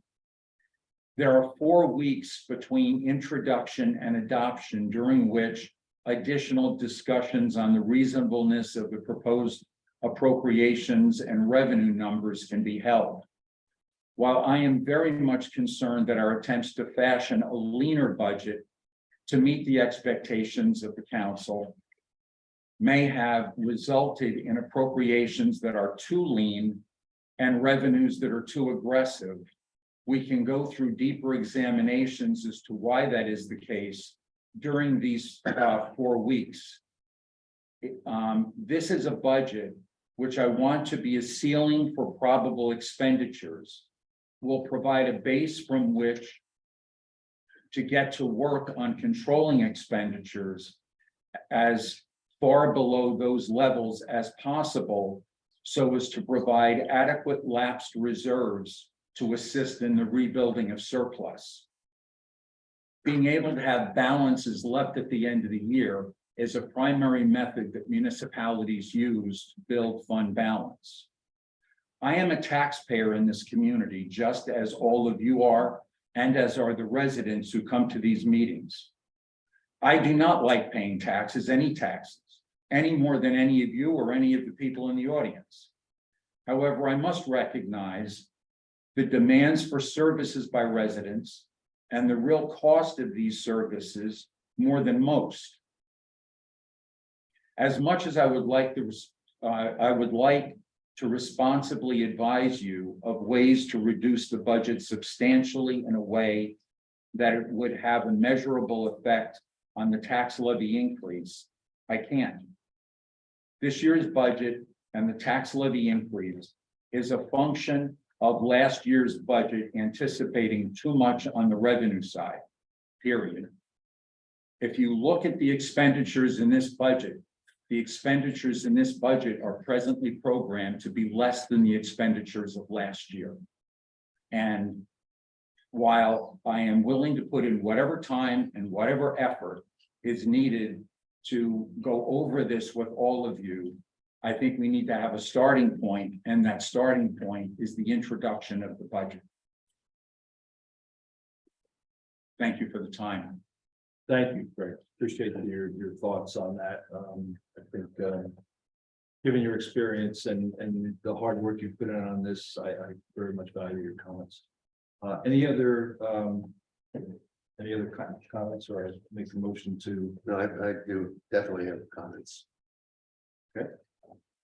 Well, for starters, Mr. Berenbach, just to test, you shared that note with the council about 2 hours or so before the meeting, so didn't have a lot of time to think about a response, but even having read it and now sitting here listening to you again. I ask you, you are wearing your hat as our acting BA, and I appreciate that role that you play, and I appreciate the concerns you have about timing of the budget approval and how this could hamstring your ability to manage our costs going forward.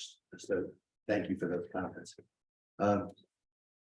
That said, I don't know if you're fully appreciating the position that I find myself in as a member of the council, in that I am an elected official. I am voted into office by at least enough residents to ask me to sit here and represent them. And my job, I believe, is in representing those residents, and not just the ones who voted for me, but all residents, is to question the budget, make sure I understand the budget, and do what I think is in the best interest of Bradley Beach. Now, you and I sat in 2 meetings in which I asked many questions. You've provided, I don't want to get into discussing, perceptions. I'm sure you feel more comfortable with the responses you provided than I do. But I sit here tonight echoing what I said 2 weeks ago in a council meeting, that I'm not voting for any budget that I don't understand. It's just my responsibility. I'm a taxpayer too. And I'm a council member who wants you to be in a position to control our spending.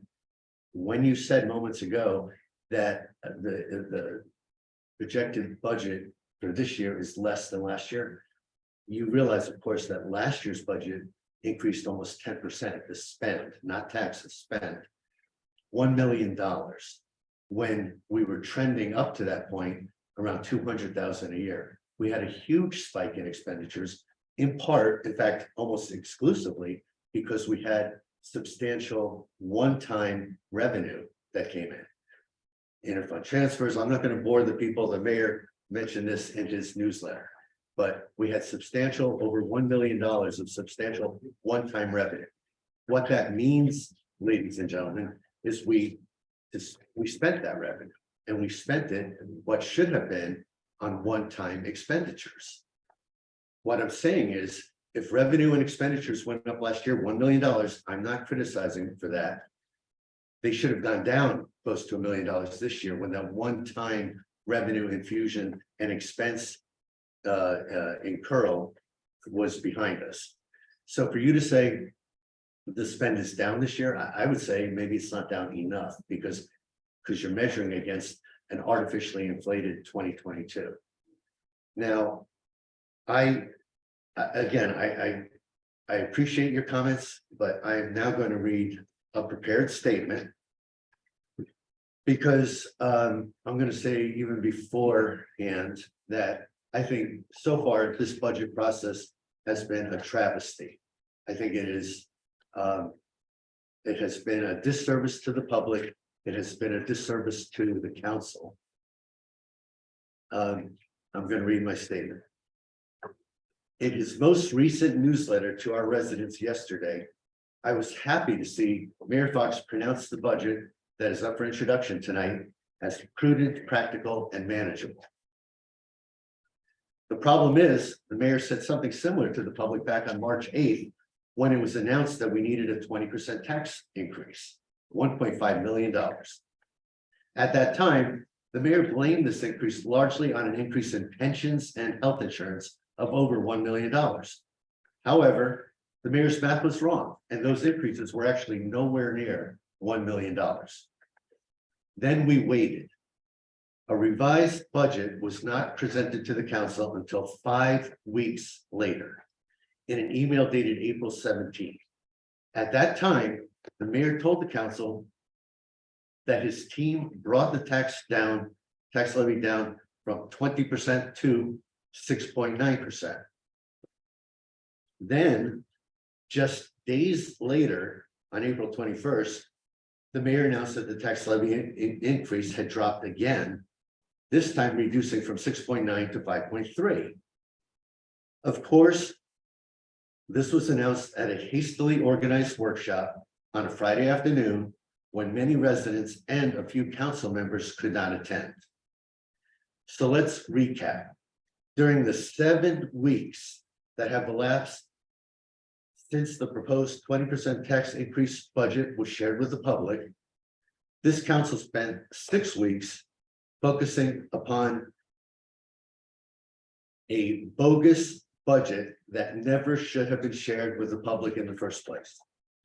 Then, in roughly 1 week, our administration eliminated almost $1 million out of the original 1.5 million in projected tax increase. Does anyone else see a credibility issue here? So, while it's good to see the mayor believe that this version of the budget is prudent, practical, and manageable, please forgive me if I question his judgment. I had more comments about all the questions I've asked that, to my opinion, have not been answered. I'm going to bypass most of that detail to get to the final point, which is I cannot honestly sit here tonight and tell you that this is a bad budget.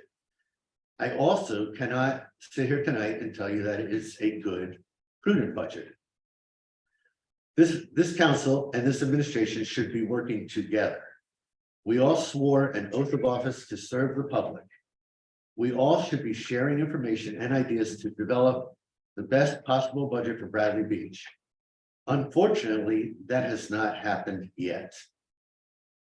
For the record, I am very willing to provide my yes vote once my questions are answered, and I am confident that this budget is serving the best interests of our residents.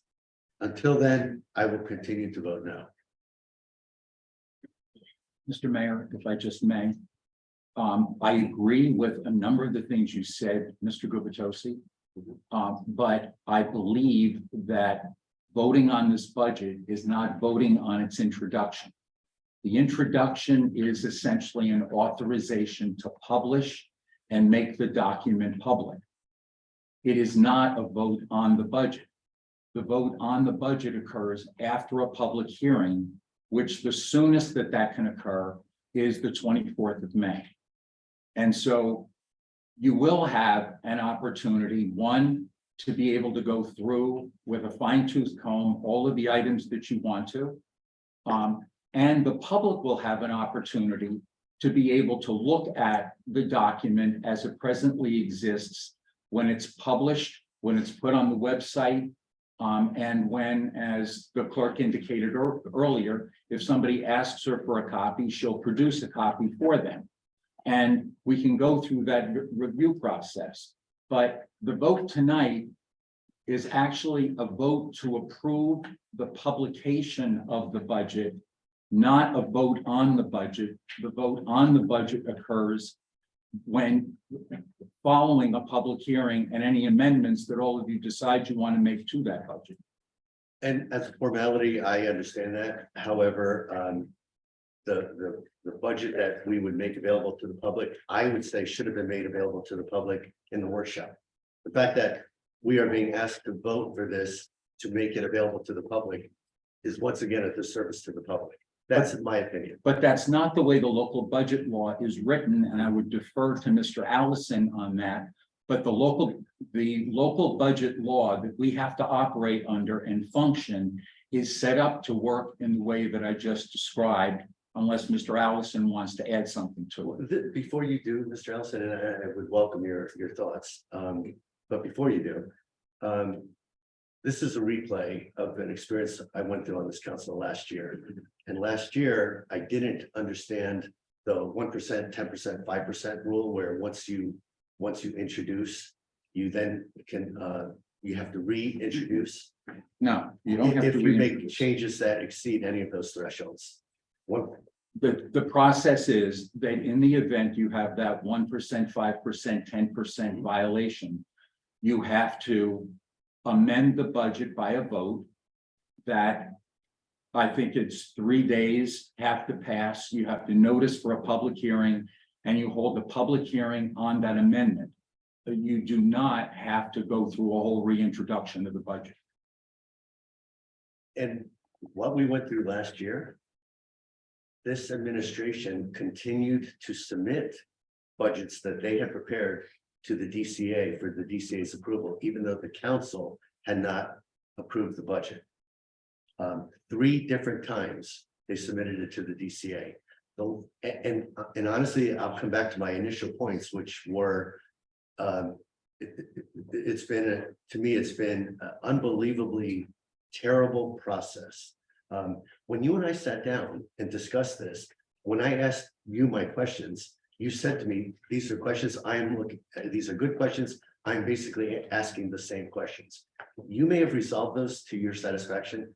I still have not received any resolution to any of my more significant questions. So I'm sorry, but you know what? The mayor and this administration has got to show some respect for the council, and I would say for our residents. And they've got to engage us, share with us. You know, I know you know this answer. I don't know if the public knows. For all of the comments I've made and all the questions I've raised, including my statement 2 weeks ago at our last council meeting that I was going to vote no, I telegraphed. That is a person calling for help, begging for support from our administration. I got nothing. You know how many times public I have sat down and been able to meet with our CFO, Mr. Allison, this is for your benefit as well. One time, scheduled for 1 hour, it ran 90 minutes, so I got 90 minutes with the CFO. Very intelligent young man, no criticism other than lack of availability. I'm not blaming the HFA or the CFO. I'm blaming this administration. I have had no access to the CFO, and in the one meeting I had with him, I asked a lot of questions, and he basically promised to get back to me with answers. That's more or less where I've left it to this day. So now, Mr. Allison, I would welcome any comments you have. I don't know how close you've been to the process, but I will tell you that I think Mr. Menino has worked very diligently with Mr. Fehrenbach, with the mayor. I'm not saying because the administration has not worked very hard. I think they have, but I think they gave us garbage 7 weeks ago on March 8th. It was a waste of everyone's time. When the mayor said in his newsletter that now that we initially just captured the budget that all of our department heads requested, and then we shared that with the public. By the way, the council saw that at the exact same time the public saw that, so the council has had no input throughout. But at that time, the answer was, well, we just provided what all the departments requested. A $1.5 million tax increase at that time. I mean, does anyone think that maybe someone should have questioned that and said, hey, let's sharpen that pencil again before we go through this process with the public, before we embarrass the rest of the council and announce that we need a 20% tax increase? And then we waited 6 weeks. For 6 weeks, I kept asking questions about that budget. And I basically got no answers.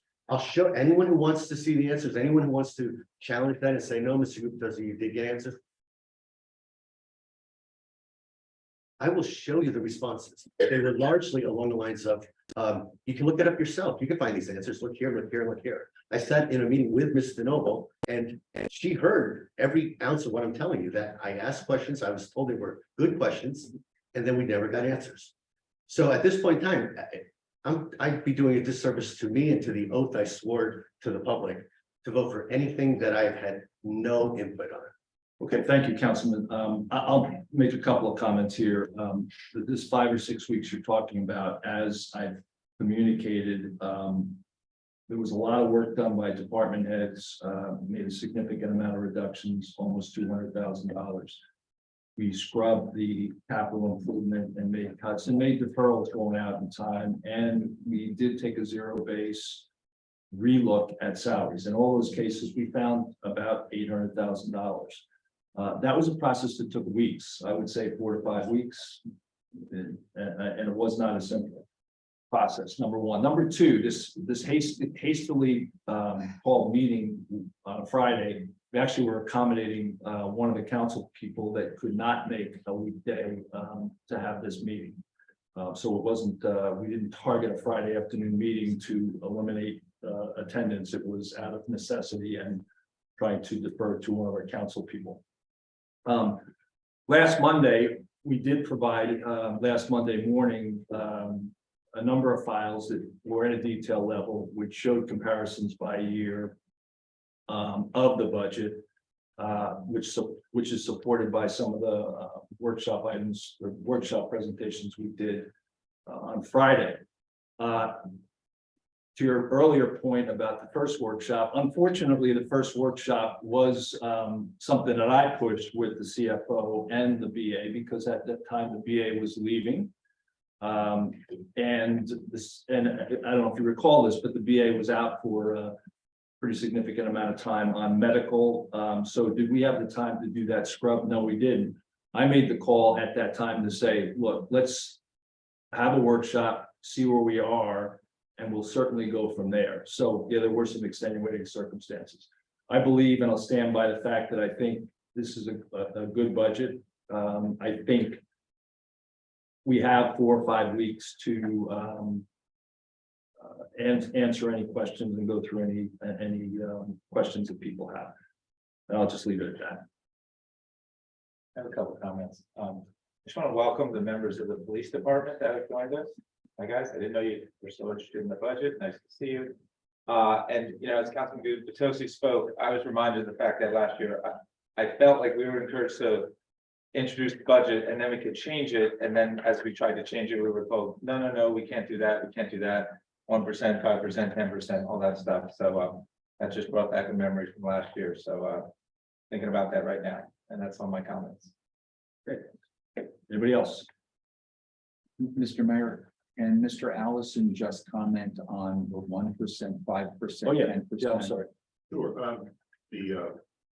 that there are certain amendments, so if you were to introduce tonight, and you have 4 or 5 weeks of which to further massage the numbers, get more into detail, and come back with amendments to the budget, amend the budget.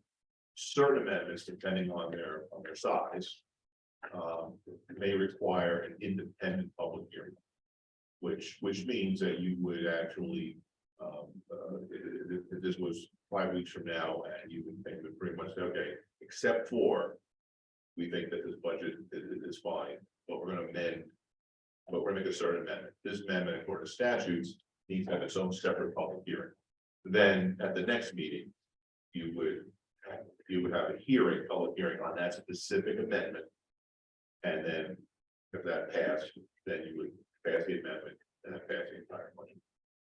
A lot of amendments don't require hearings, but if it meets that, you know, what that 5-10 rules of thing.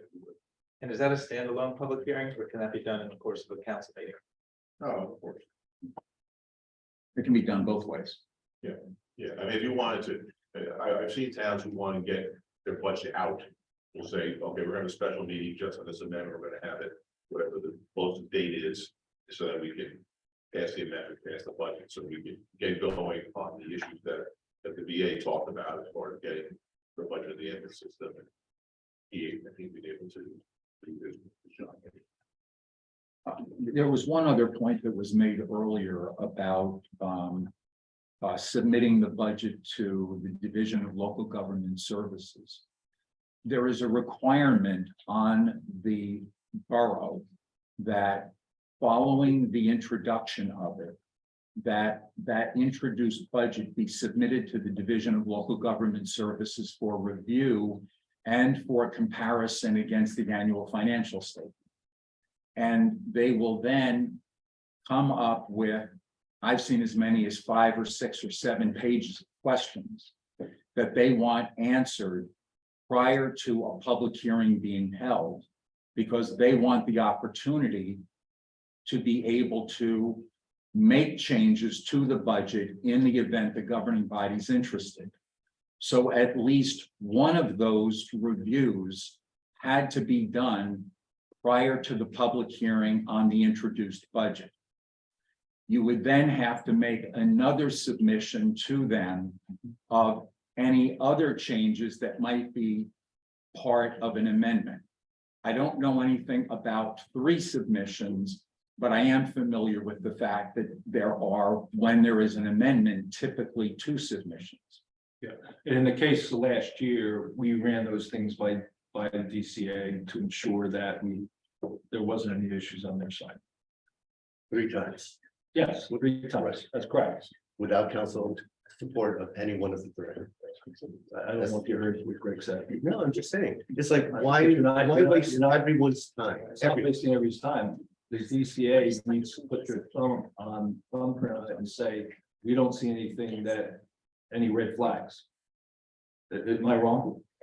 You have to make the submission to the division Understood. for them to be able to review it. That doesn't mean that they're committing that the governing body is going to vote in favor of it. But they have to make sure that the division is going to approve of whatever is submitted to the 3 governing body. times, I understand. 3 times, I understand what you're saying, sir. I appreciate it. But 3 times, and you know what was really offensive to me as a council member, an elected official who's doing his best to represent our residents. What was really offensive is that we were not getting our questions answered last year. We were voting no. These amendments, these edits that kept being made, kept getting resubmitted. And the whole time, the administration was telling various shop owners and so forth, we can't pay your bills right now because the council is voting no. And I was told that to my face. I was told that by other residents, that the word on the street was the council is tying up the borough's budget. And the problem with that is the council, all we wanted to do last year and all I want to do this year is to be included, to be a part of that process. You guys apparently think you know your numbers really well. You probably do. But no one has shared them with us. A simple question, ladies and gentlemen, I ask salaries and wages. Salaries and wages. We, the borough of Bradley Beach, should know salaries and wages.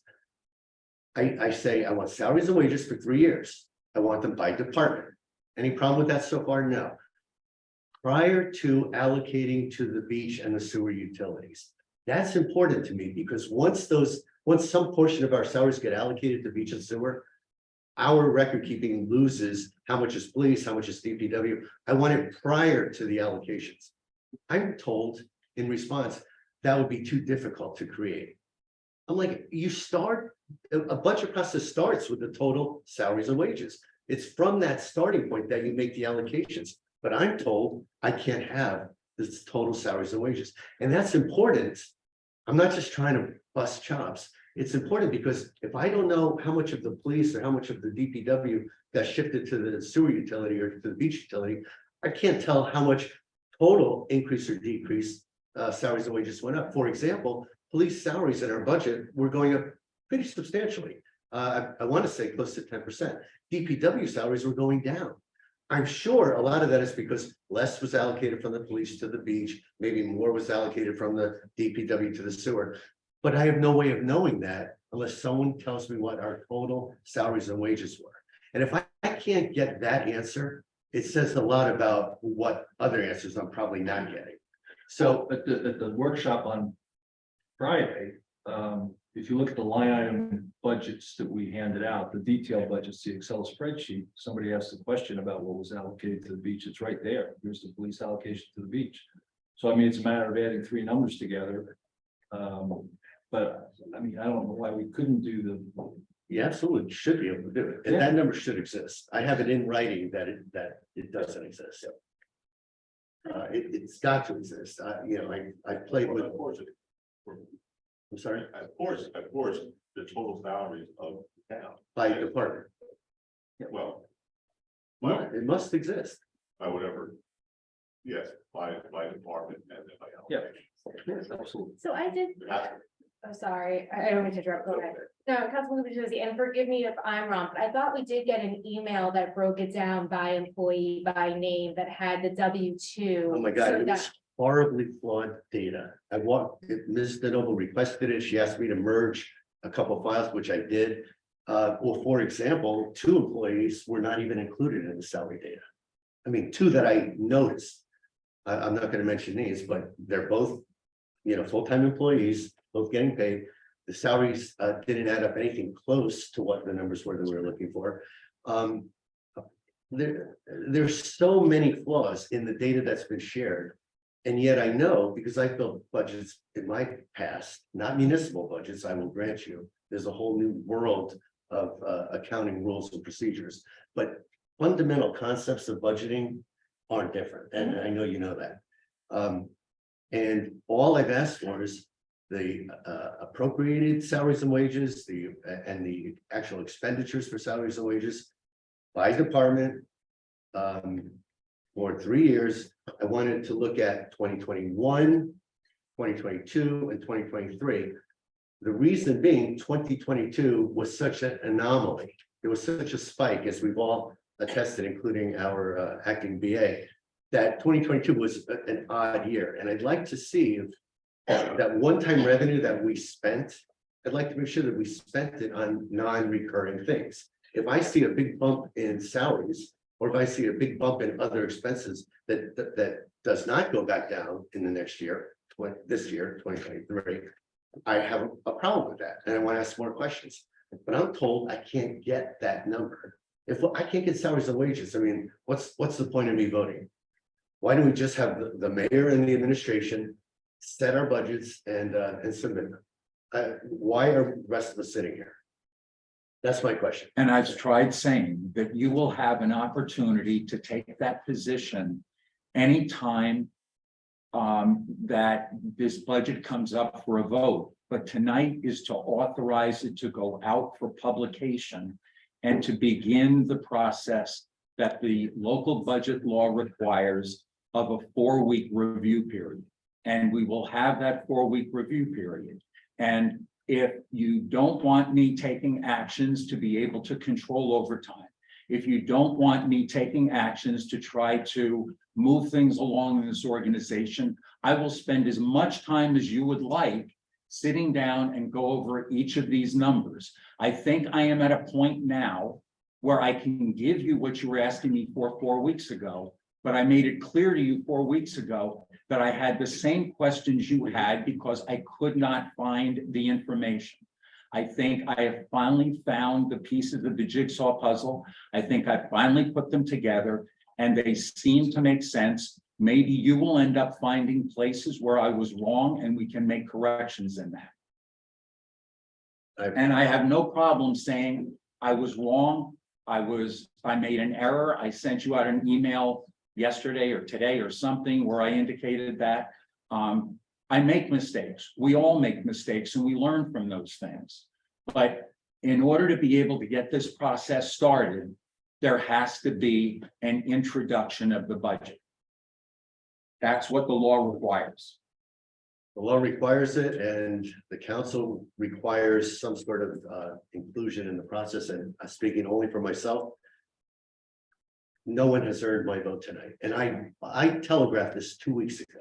I've said it beyond 2 weeks ago. I said it publicly 2 weeks ago. So listen, we can go back and forth. I appreciate all the legal requirements you're trying to satisfy, but you know what? Somebody's got to show some respect for the rest of the council. And it has not been this administration to date. That's, Okay, I'll stop. Are there any other comments?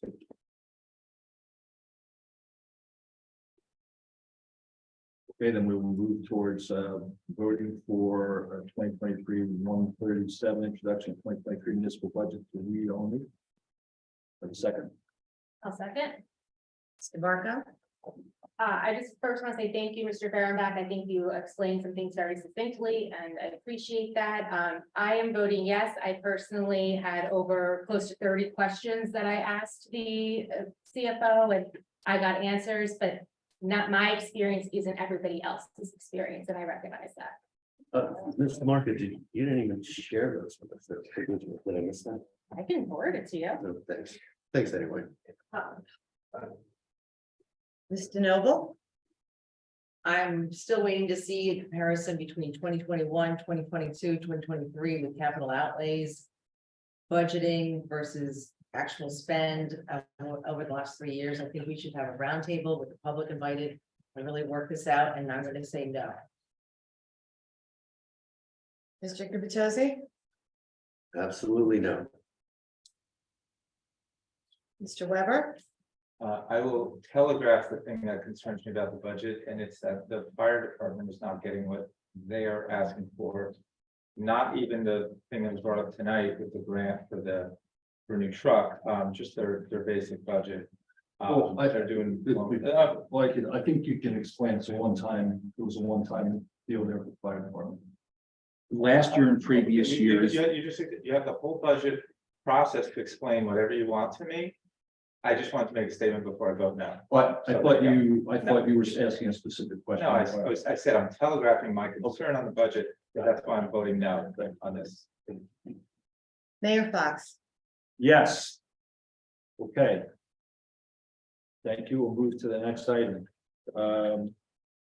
2023-138, temporary budget out appropriations, make a motion to approve 2023-138. Second. Mr. Marco? Yes. Mr. Noble? Yes. Mr. Gubatose? Yes, Mr. Weber? Yes. Mayor Fox. Yes. 2023-139, award of contract to Coast Cities Equipment for the purchase of a hook lift truck for Department of Public Works. Make a motion to approve 2023-139. Second. Mr. Marco? Yes. Mr. Noble? Yes. Mr. Gubatose? yeah, Mr. Weber? Yes, and I appreciate the work that went into this and people that found a used truck and all that. So yes, and thank you. Mayor Fox. 2020, yeah, yes, 2023-140, contract with Black Rock Enterprises for 400 block of Bradley Boulevard. Make a motion to approve. Second. I'll second if it's no council questions or comments. Mr. Marco? Yes. Mr. Noble? Yes. Mr. Gubatose? yes, Mr. Weber? Yes. Mayor Fox. Yes, 2023-141, resolution authorizing mayor and acting borough administrators Cheryl submit resumes to the open position of business administrator and to the entire council. comment on that, Mr. Mayor? Yeah, right after mine. I'll make the first comment. Please. Why don't we get a second first? What's that? We can get it first and a second, and then you guys can. Yeah, I made the motion. Do I get a second? Do I hear a second? Let's try to keep us on track. Thank you. It's certainly, it's the administration's responsibility to nominate somebody for this position. We defined the process back in March, communicated to the council, was agreed upon. Councilman Gubatose has some issues with that of the last few weeks, and since then, we've scheduled interviews for next week, next Thursday, I believe. We're releasing resumes Friday by the end of this week. So I'm not sure this resolution is relevant right now. I'd make a motion to table it because the information is going to be out on Friday. As you've recently shared with us, you plan to share the 3 resumes of finalists where the council for months. So I'm going to share all the resumes. Well, okay, and you basically, okay, we're not even gonna go down the path of misinformation shared with me in the past.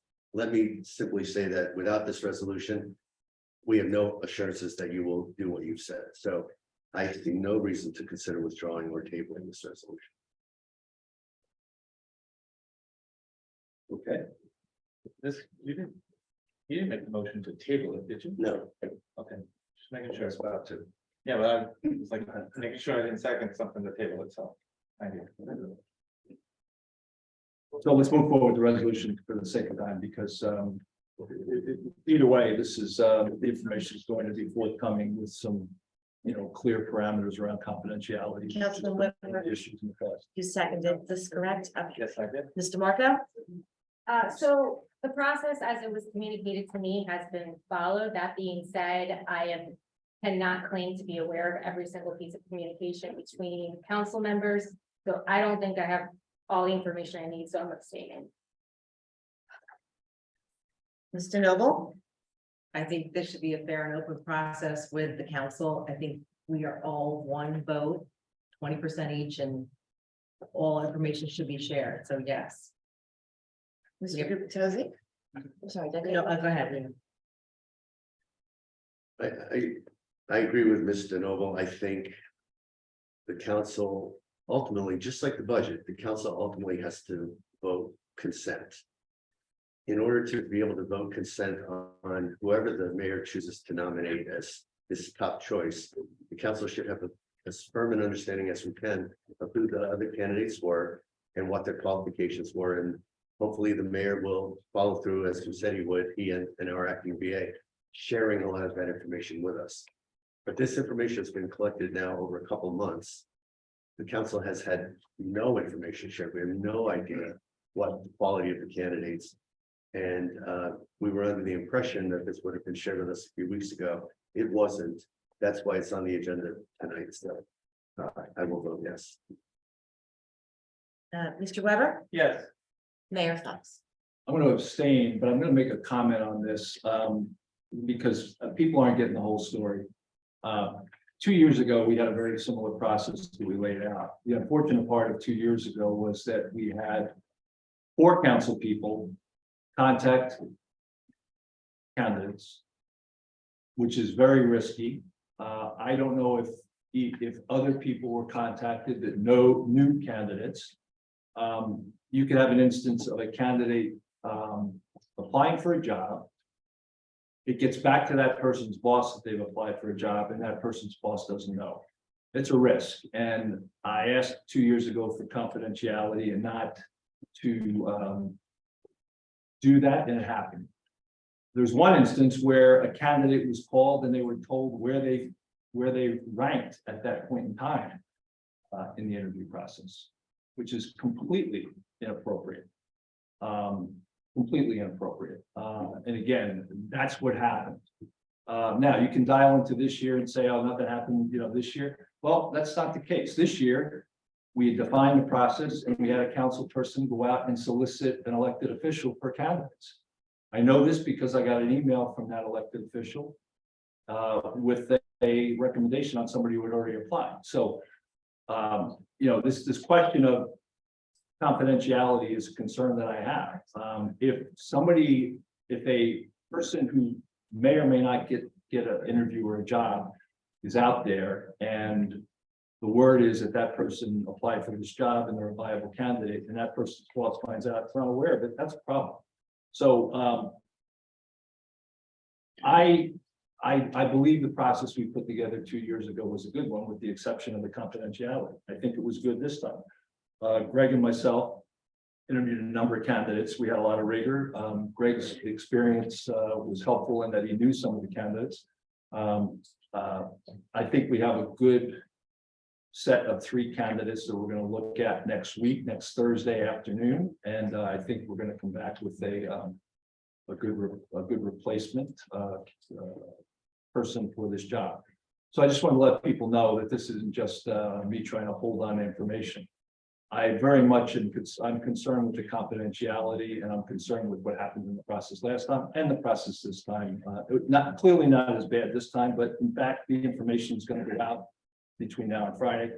Let's see what happens. Hopefully, we don't have any confidentiality breaches. Okay. When is public commentary? What's not When is public commentary? the end of the agenda item 14. Thank you. No, the agenda, I'm talking about the public commentary on what you just spoke to. As I said, it would be agenda item 14. Oh, I'm sorry. I thought you said May 14th. So, sorry, I'll try to be clear. Okay. Let's see, just give me 1 second here. We're at 142. Okay, resolution authorizing independent investigation into the facts and circumstances regarding the borough's recent preparation for execution of collective bargaining negotiations.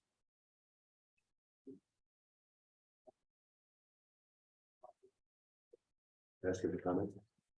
Sure. Okay, just again, just so the public's aware, Al, we need to get a second first. I'm Oh, sorry. that's okay. That's all right. Do you need a motion? Okay. We need a motion in a second. Okay, well, I'll make a motion to, where are we? Approve. To approve resolution number 2023-142. Okay. A resolution authorizing independent investigation into facts and circumstances regarding the borough's recent preparation for and execution of collective bargaining negotiations. Second. Go ahead. You can, council comments. Okay, well, Well, then, you don't necessarily have to have them. Does anybody have any comments? I have questions. Did you want to go first? Councilwoman Kavicioso, or? no, by all means. Okay. And forgive me, because a lot of these are process questions, so I'm hoping that, somebody in the audience can help me out here. So if a resident or a member of the general public or a member of the governing body has concerns over a contract negotiation like this, is there an authorizing state agency that kind of oversees these, collective, these agreements? So like PERC or DCA or some sort of agency? Well, I would say that the actual negotiations process under the Public Employee Relations Act empowers the Public Employment Relations Commission to be able to deal in issues of clarification of units, grievances, impasse that is reached between parties. But that is as far as I know that the Public Employment Relations Commission deals with things. I'm not familiar with anything such as this because at least as I understand the interest in this matter, I don't believe it rises to the level of an unfair labor practice charge, which is another area of jurisdiction for PERC. So I'm not aware that this is an area that they've entered into. I don't know if Mr. Cannon. So on the labor side, if there was an issue with the labor terms or the fairness of negotiation, it'd be more of a PERC matter. It's also the local government ethics board, since all local public contracts is no different than any other. That would be the only other state agency that would be overseeing it. Anyone submit like a complaint or a grievance to either one of those agencies if they were concerned about how the negotiations went down? Not to my knowledge, from within the borough. No one in the borough has alerted me that anyone in the borough has filed any. That's not the question. Yeah, my question, for the general public or anyone. Oh, if someone wanted to? Yeah. That's exactly what the local government ethics board does, is accept complaints from. Okay. From the public or people who are inside an organization. Okay, and if somebody were to file a complaint, would we be notified formally or informally? So the local government ethics board would initially investigate they really call them reports, right, on a complaint. And then they would determine whether the facts and circumstances warranted the board taking action, in which case they would have a vote, and then there would, I'm sorry. Thank you, Greg. So there would be a report, and then there's a preliminary investigation. I don't know if you ever dealt with any state agency like Division of Civil Rights or ELEC, the Election Law Enforcement Commission, or the Attorney Ethics Board for that matter. It's all the same. They do a preliminary investigation, and then if they determine that it should go to complaint, then they file a notification to all interested parties. But we might not know that like prelim investigation is being done or. No, the purpose of the preliminary investigation is not to throw someone's name on a government report somewhere until they know that there's at least reasonably likelihood, Okay. similar to a probable cause standard. The police don't arrest someone because they think something happened. I have to disagree with you on that, Greg. I think that in all investigations, the defendant is noticed in every situation, at least in with regard to the police department. So I think if you look at it in the police department, you might not notify a suspect that they're under investigation, but when you filed the summons or a warrant, there's actual If there's filing, then an they would know. investigation, you must do that. And I can't imagine that any other state agency doesn't do it that way, but Well, my point to you is like, if you're investigating someone for suspected drug dealing, right? You don't go up on their door and send them a letter. You determine there's probable cause. Beyond what we're talking about here, I think. But it's a similar, I mean, one's a civil process and one's criminal, so obviously the criminal. And I agree, and I see the difference between the two, but I disagree with you on the fact that you think that if there's some sort of investigation, that there wouldn't be some notification on that, absolutely. there I would. mean, I'll give you, look, I don't have any personal experience with the government this board, but I do, I am personally, okay. absolutely. So for example, ELEC, if you file an ELEC report, they don't notify anybody until they determine that there's some sort of merit, it's being the bank accounts and then they file it, what's called Well, that, target letter. but that's not technically an investigation at that point. At that point, it's just an allegation. So there's a difference between the two. I think you'll agree with me on that. Yes, what I'm saying, Okay. we both agree that it gets stepped up at the point. I'm not gonna disagree. I'm just saying that when it comes to investigations, the defendant or the alleged defendant absolutely has to have the ability to know that the investigation takes place. I know that for a fact. But in these state agency cases, there is no defendant until they make the preliminary determination of merit. So if someone makes a report, they're the subject of a If someone report. makes a report to a public agency, then the agency has the right, has the obligation to notice that, absolutely. Yes, Yeah, once okay. they get to that point, yes. Fundamentally, An in this case, allegation is an allegation. I don't know what you're talking about as far as, it's, making, the investigation begins when there's an allegation. Okay, that's technically an investigation is. We're not talking about a road situation here. We're not talking about an officer, a police officer being accused of corruption. We're not talking about anything there. We're Correct. talking about an allegation on some sort of violation. It's apples and oranges, right? Apples and oranges. I understand what you're saying. Okay. Well, in the case of this process, there would be a report to that agency, and then the agency determines if it's necessary to make a complaint.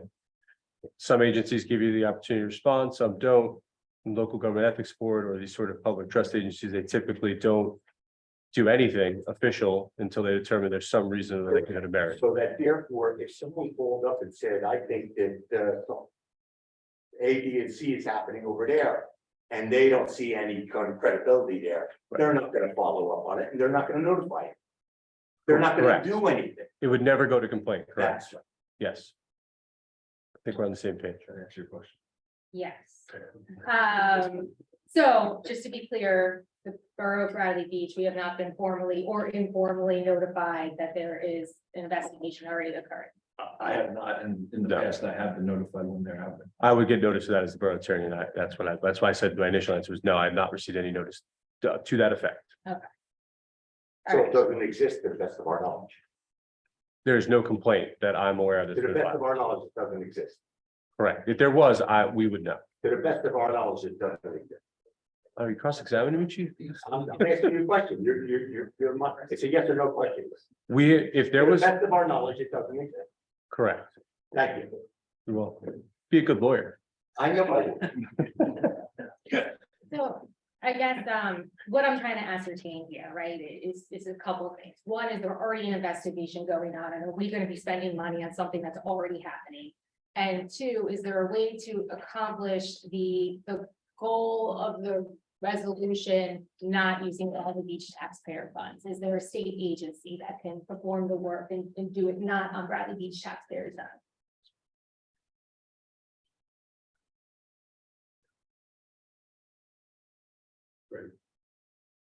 I mean, yes, if you filed a complaint with the local government ethics board, they would look into the circumstances, yes. We would have to report ourselves, you're saying.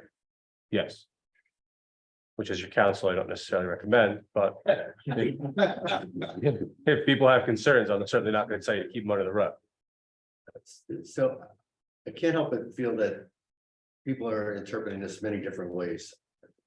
There were concerns raised to the council that the council, members of the council, some or all, without being specific, that the council may have done things that some folks viewed as inappropriate. We really cannot police ourselves. If I'm the person who was not involved in there, I certainly can't assess Ms. DeNoble if she was involved in whatever these questions are that have been raised. This it references collective bargaining, but it has nothing to do with the collective bargaining agreements, at least as far as I know. This has only to do with. Excuse me, Councilman, and we've had this discussion before. You and I had. We this did, discussion. I reached out. And if it doesn't pertain to the to the collective bargaining agreement, then why are we even discussing?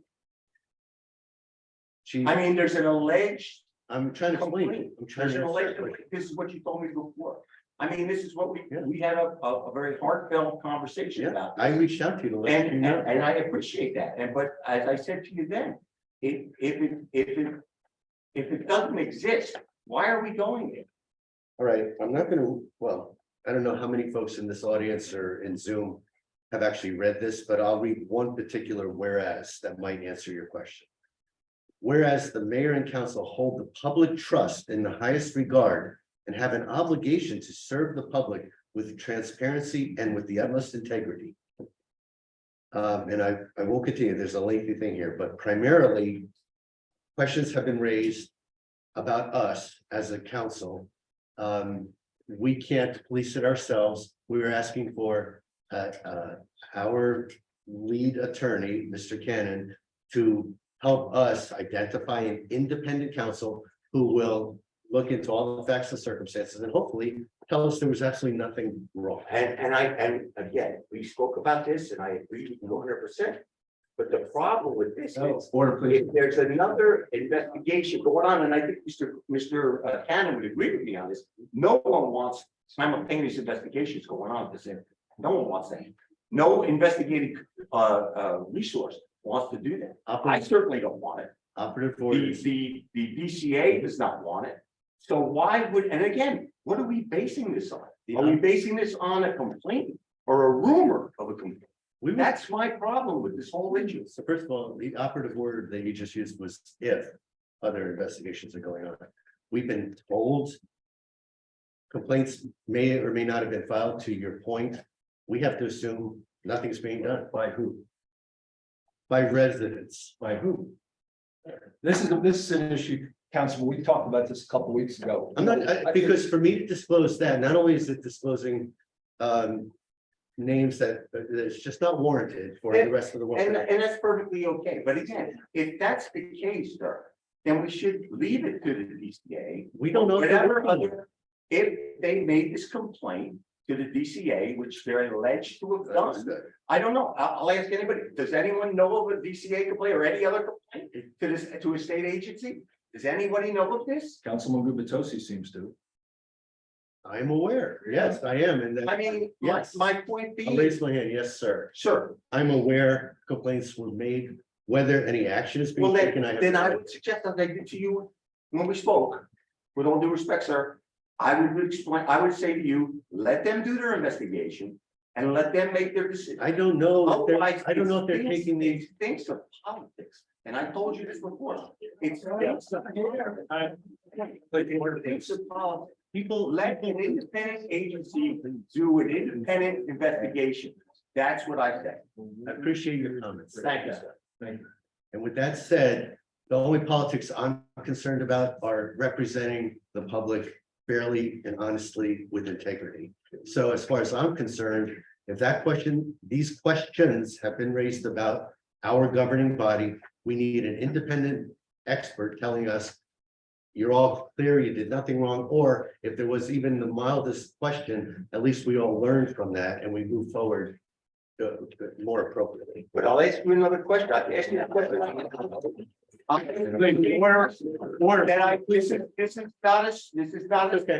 This is a question that was asked before. What happens when one agency says there's nothing there and the other agency says that there is something there? What happens when it's the opposite? It creates a real problem. Well, perhaps, but I'm looking at it, I think. With all due respect, sir, I don't think perhaps, I think it definitely creates a problem and it creates a problem.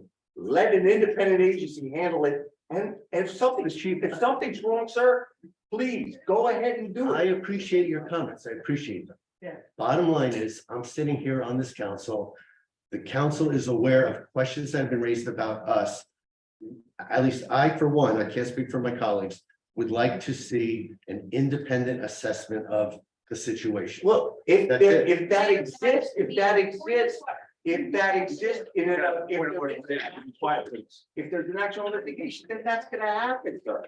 What do we have to pay, what do we have to pay an attorney for, that Mr. Cannon's gonna recommend an attorney But he's not doing it for free. Just to be clear, I'm not recommending getting quotes and facilitating. This is obviously, I'm not investigating my clients. A list of individuals at a certain price, correct? Correct. Okay, so why would we do that when we have a state agency available to do that right here for free? That's my point exactly. And this is nothing new. You and I had a long conversation about this. We absolutely did. And we're more or less saying. Did I surprise you with it? No, Thank you, sir. Thank you. no, thank you, sir. Thank you. Any other comments by council? Yeah, sorry to get back to the logistics of it. So an earlier version of this had a cap of 7,500. Just wondering why that language got removed. And what's our anticipated cost to this? So the original resolution wanted to authorize me to basically undertake commencing the investigation, and I don't really think that that's within my duties as the borough attorney are really appropriate. So as I said in the email when I sent that resolution back, that I'll get the proposals and we'll bring them back and talk about them in executive session like any other contract. And you guys will make the decision as the decision makers. I don't think it's my place to be the decision maker as to who conducts, how much we pay and all that sort of stuff. So I changed it to make it more flexible for you people to make decisions. That's why it's removed, because it's not authorizing the expenditure of any money. What, just if you had to ballpark, what would you say this would cost? $5,000 to $10,000.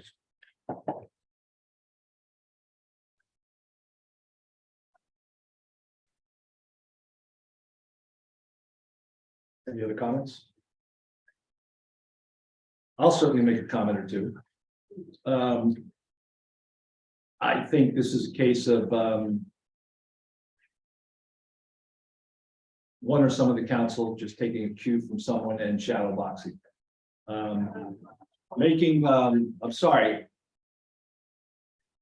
Making something of nothing here, something of nothing is step one. Step two, cast aspersions on people's character. Step three, start a social media campaign whose narrative is, in a word, just, I would say, disgusting in the context of what I see on social media and what I see people talking about professionals in this town, elected officials in this town. It's just not the character of our town, and it's unfortunate. You know, we can throw words around like trust, transparency, and integrity.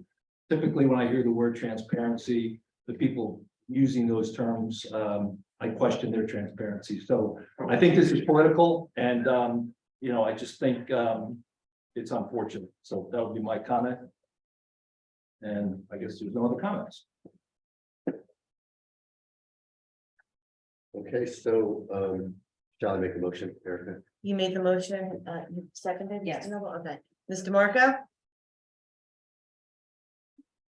So I was prepared to vote yes on this, to be honest. I'm just having concerns this is what it kind of always comes down to, is approach. Is there another way to do this that will still accomplish the goal, the intent, but not cost taxpayers money?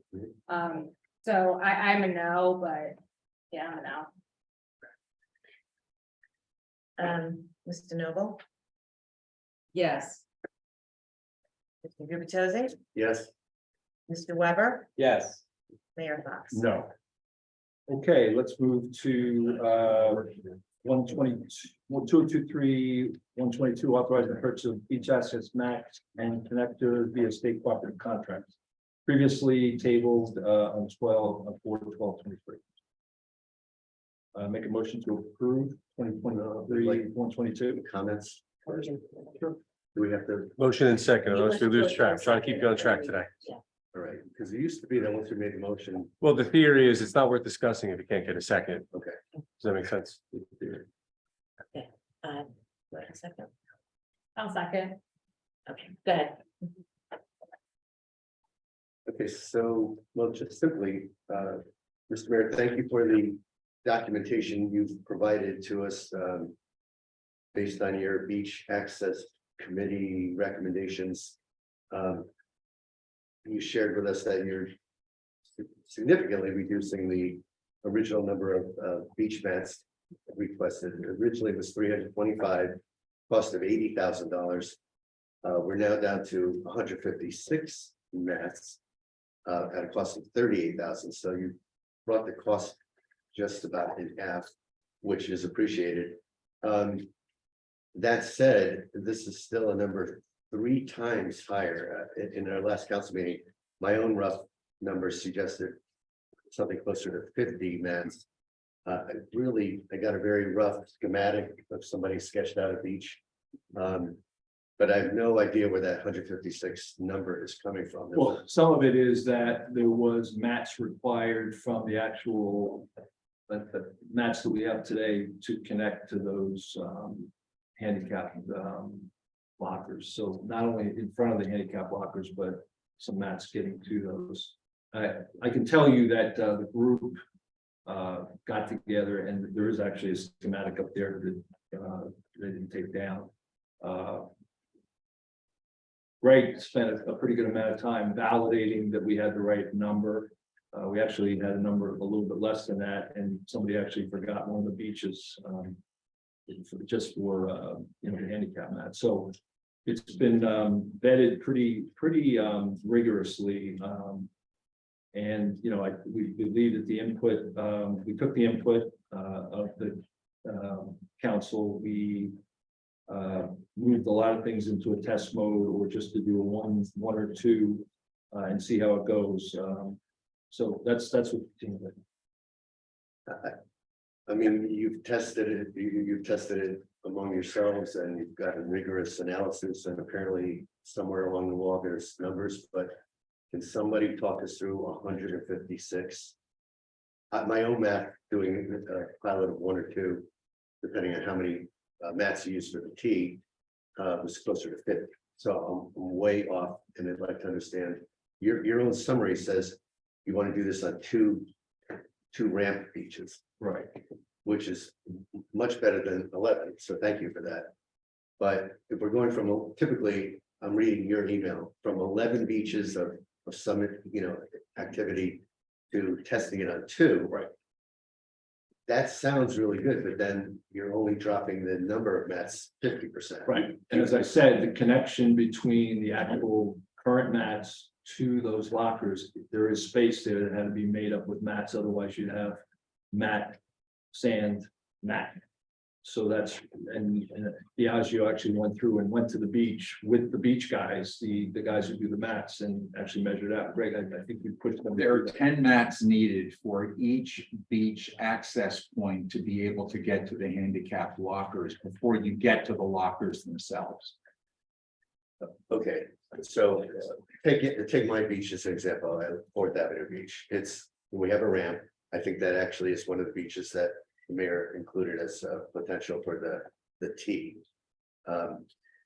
We have typically Moby mats going right from the ramp, right down the, running east to the water, basically. Yes. Now, we need to extend from that central ramp one way to either left or right to get to the 3 handicap locker units. Correct. And I presume that would be too wide, have 8-foot width. I presume, I don't know. In front of them. They're 6 feet wide. 6 feet long, 4 feet wide. Yeah, 6 feet long. And so you need, if you're only going to one side, you need either 2 or 3, depending upon the side you're choosing, because it's either approximately 12 or 18 feet between the edge of the locker and the edge of the Moby mats And we that are presently exist. And you said if we're going to only one side, that is my understanding, we're going to one side. On the handicap, yes, right. So I don't know, does anyone have a schematic that shows the 156? I mean, where is that? Pieces.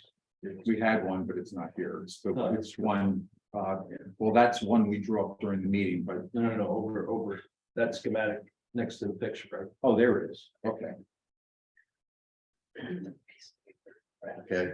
So you want me to get it and bring it up here, because given how light it is, nobody's going to be able to see it. I would appreciate understanding what I'm about to vote.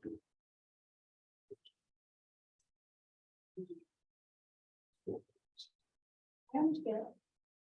I don't believe in you.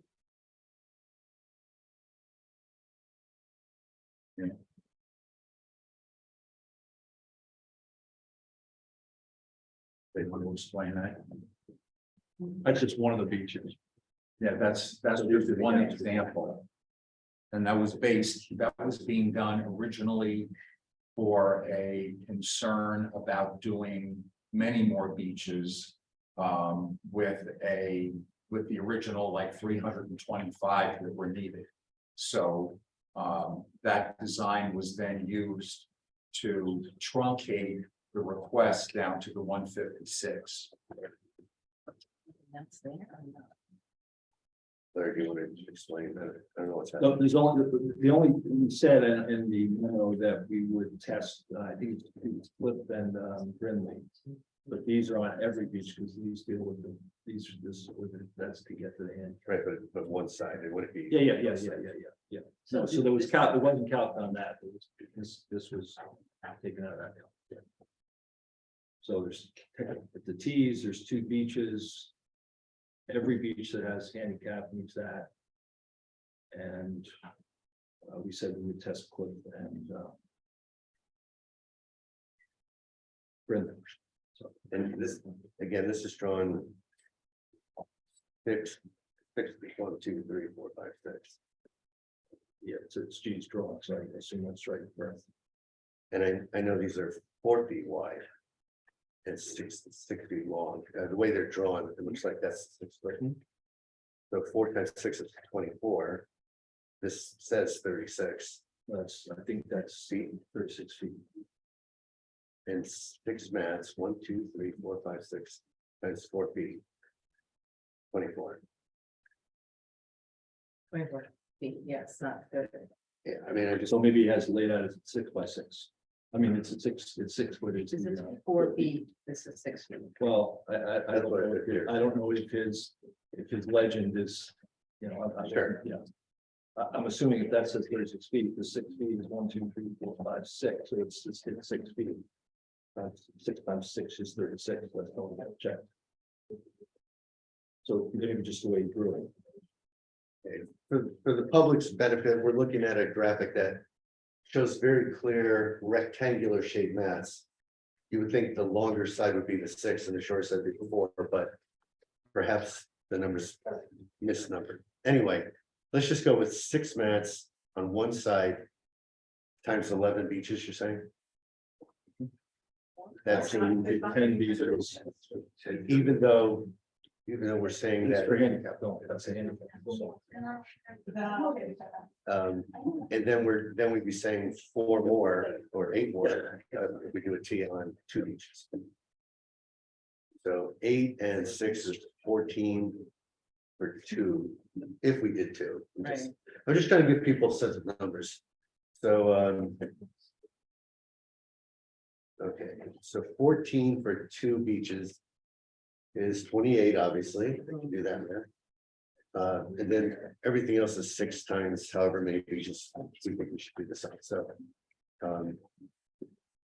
I'm not anywhere near the 150, but probably. I don't know, Here. 28 times 6 beaches, that's 168. no, 28 would be for doing these teams. Oh, the T's, okay, That's 2. right. Okay, so I would just say something, I actually sent an email, but I never sent it, so I just want to say that I would suggest that you include an additional council person in these groups when you designate these ideas in the future. I agree surplus should be used for improvements at the beach, although in a planned and managed effort. The Moby mats the residents had on your beach at Evergreen were never approved to be there. But they were just excess. They weren't. Right. They weren't. But why have an improvement that only benefits locker owners? Because Public Works didn't want, I don't know, 10 or 12 mats just sitting idle. They get to the end of all their placements at the end of the. Right, but I'm just saying, so. Let me finish. Okay. And my understanding, and I didn't know this till this year, was they just went to the first beach and any excess they just put on the first beach so that there was no excess just being restored. That was the. I get it, but So now it was kind of a bad idea and now we're gonna make it even worse and just spreading it all over. I mean, I think we've come a long way already. Last year we had 0 handicap walkers. We now have 33. Okay, and it's special needs, you know, it's people that can't walk 200 feet, maybe they can't breathe, maybe they had foot surgery. So I think, you know, if we make at least one beach really handicap accessible, even for people in a wheelchair, it would really be beneficial. These mats, they're gonna be additional costs. They need, we have to factor in the installation, the maintenance, the removal, the storage, and DPW's time, and both gas and electric blowers are loud. So we have to factor in the additional noise as well. And I've attended meetings where residents requested where more, I've never been to a meeting where residents said, we need more Moby mats. I've just heard, to name a few, more handicap access ramps, more showers, attractive receptacles on the beach and promenade, more bike racks, quality chairs, umbrellas for badge checkers, replace splinter steps and handrails, more enforcement signage of no smoking and drinking, more beach wheelchairs, more stands to accommodate all the lifeguards, more water stations, replace water fountains. So we've seen a lot of nice improvements that really benefit everybody and not just the locker owners. I'd say let's continue on that path. And that's something I could definitely support. So we have lots of options that I think are better options. So are we, Mr. Mayor, last time I asked this question and we tabled it to this meeting, but are we able to approve a lesser number or is it all or nothing on 150? I am uncomfortable that this team has put this together and I don't want to, I'm sorry, but I don't want to wing a number that is wrong. I mean, this group spent a good amount of time specking this out, going to the beach. So you don't share anything with the council until we get to the meeting in front of the. That's not true, Councilman. I sent this memo out a week ago saying we went from here to here, here to here. If you have any questions, call. And Ms. DeNovo, I'm sorry. I mean, over a week ago, as soon as this was done, I sent this out and said, here was the original recommendation. Here was a revised recommendation. And we had no schematics, and even when you show us schematics, the numbers don't add up. And Well, no, the numbers add up. If somebody wanted to see a schematic, just call them, get a schematic. I would have assumed that Public Works and the business administrator and the team actually pretty diligently went through this. And if you wanted to get to the schematic level, we're more than happy to do that. I mean, they're sitting up there. We're happy to have that conversation. well, I think Ms. DeNovo made the reference. I'll second it. It would be nice if every once in a while, a member of the council was included on one of the teams that you assemble, just to get another council person's input, because we continue to put ourselves as a council in front of our public with all this disharmony and disagreement that doesn't need to happen if we communicate it. I would agree with you. And in this case, I believe we did communicate. If there was further clarifications that were required, there'd be no problem with that. Zero problem. We communicated a really big number after we said 50, after I said 50. Right. And as of right now, asking you to share information, I still don't see the 156. And you know, we just looked through the numbers. We can't even tell that a rectangle with one long side is really 4 feet. I and a didn't draw the rectangle. I'm sorry. It was your committee that did. Yeah. Yes, sir. If I can offer a suggestion, because of the timing, in the event you want to be able to have this happen at the beach, I'll just offer this idea. If several of you can come to an agreement on sort of a maximum number, not to exceed, come to an agreement on that number, and then we will schedule as soon as we can work out everybody's individual schedules, an hour and a half to be able to have all of those people together with a member of the council and the mayor, so that's 2 members of the governing body, to be able to go over, and between that council member and the mayor, you end up coming to an agreement as to what the number is that you want, as long as that number is below whatever you come to an agreement as to a not to exceed number tonight, so that we don't end up losing the opportunity of being able to acquire anything. I appreciate that recommendation, because I don't want to miss Memorial Day deadline. I see that as a deadline. I'd like to make good on our commitment to the public to provide some greater convenience for access to handicap lockers. I don't know that we need to, for example, do cheese on 2 beaches. I don't know these, if we do 6 beach mats. I'll throw out a number.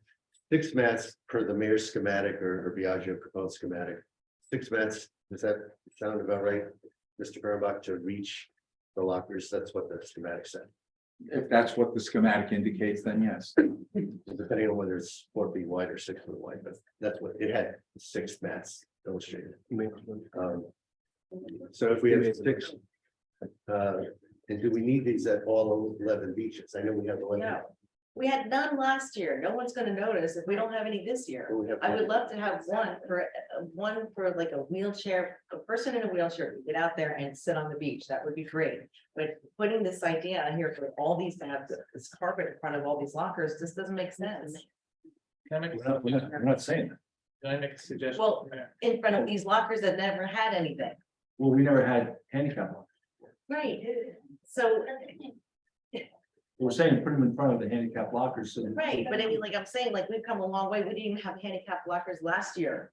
And some people that, you know, they don't, not everybody's in a wheelchair, so you don't have to have these mats in front of the handicap lockers. Again, we were at Asbury Park. They showed us what they were using for mats. We. And then I love that We idea. went back- I've we went been back- there and it was we went great back to setup. Here, we had gotten recommendation, we had gotten requests to consider handicap lockers, which we did. Which we presented, I don't know, probably 3 months ago. And we've just been going down that path, so I think we've been going down a reasonable path. Is it perfect? It's not perfect, nothing's perfect, you know, we got feedback. Back in March, we reconvened, recast it, I believe it's good. Can I make a suggestion, Mr. Mayor? Sure. I think we can come to a number tonight, Me too. instead of going up and reconvening and all that stuff, so I'd be happy to approve 50 new Moby mats. If we were able to change the resolution, I'd be happy to make the motion to.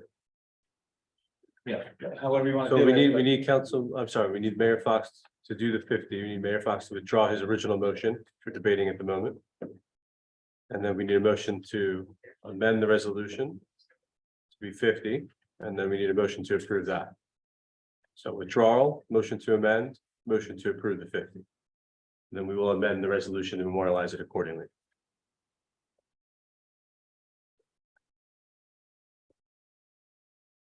I think that satisfies taking care of the handicap lockers. Remember, we have some left over from the Evergreens, that we're not gonna put in front of the I would suggest that minimally it should be 75. To be comfortable with it, to make sure we're kind of covered. And that there's 6 times 10 is 60, so when you're already at 60.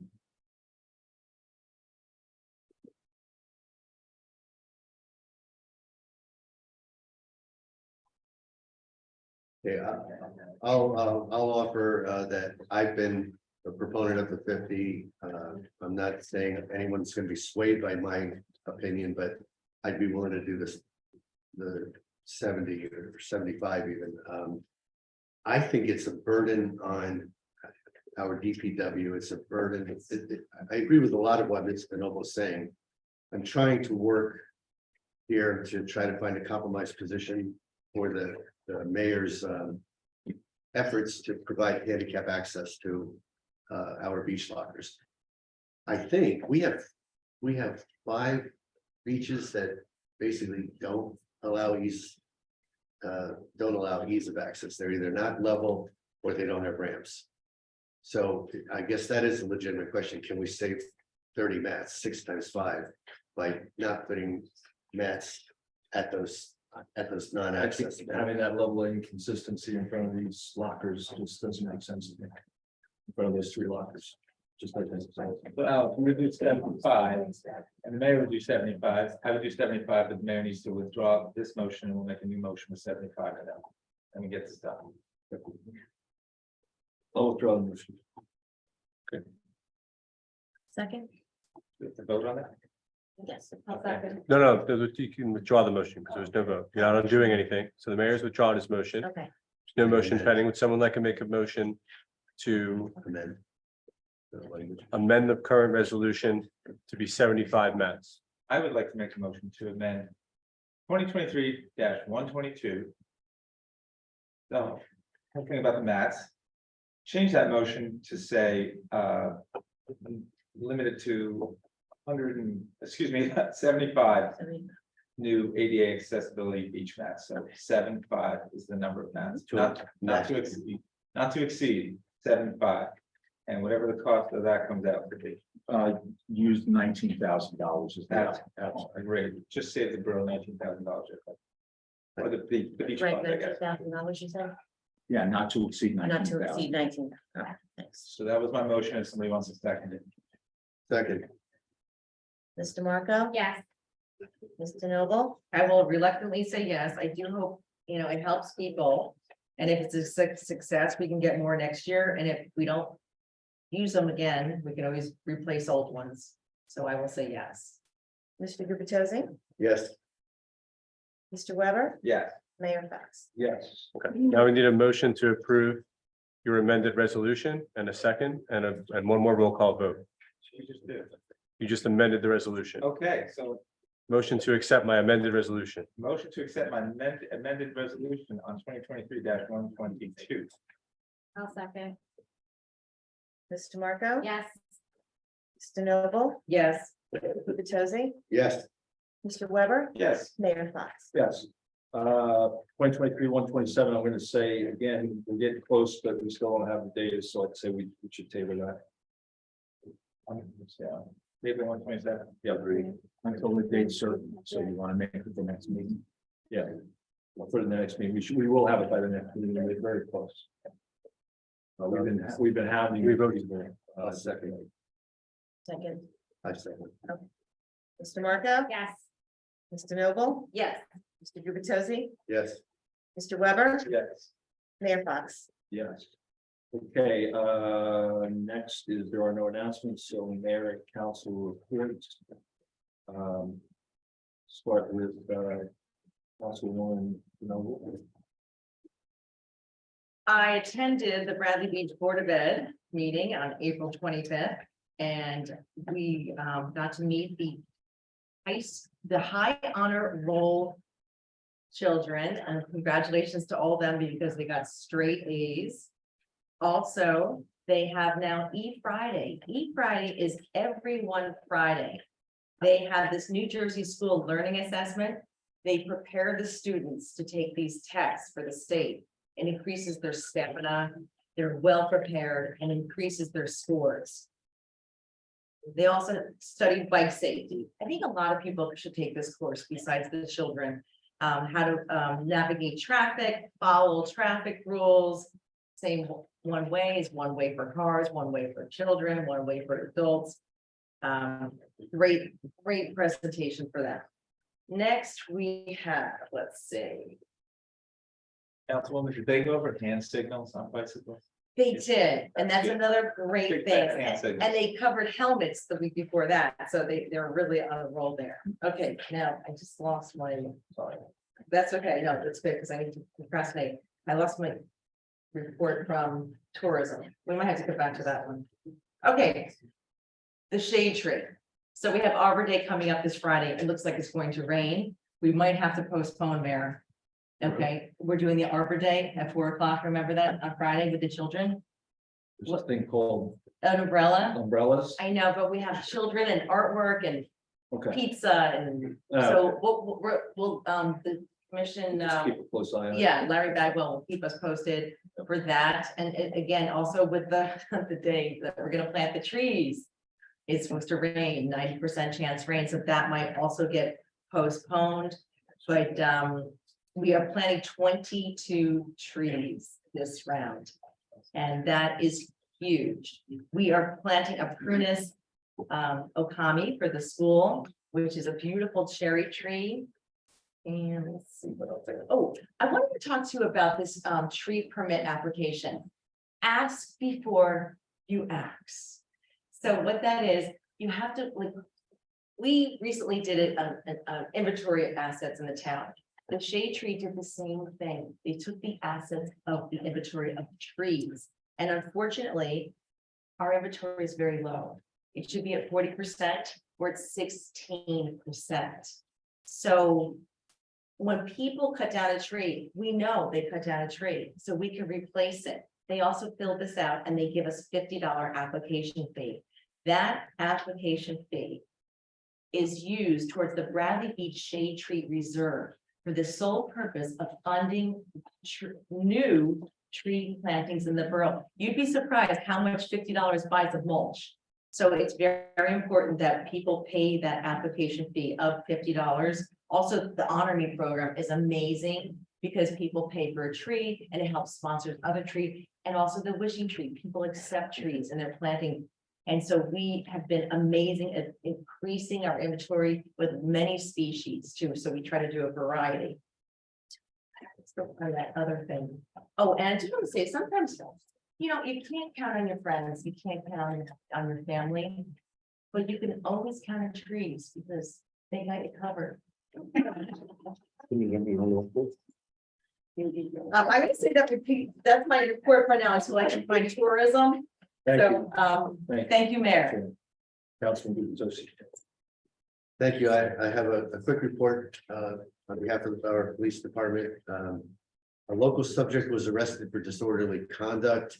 Another subject was arrested for driving while intoxicated and assault by auto after a motor vehicle crash, which resulted in an overturned vehicle.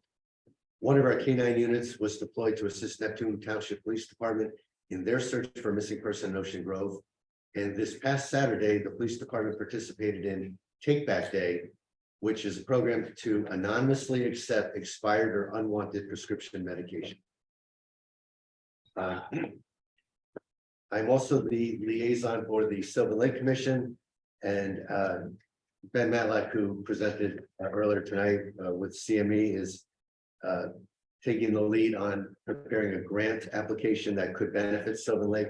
At our request, he's been very diligent at following up with the Sylvan Lake Commission. Because as folks who've been attending these meetings in the past have heard, the commission is not in favor of an impervious sidewalk. However, and that could have been part of a grant application.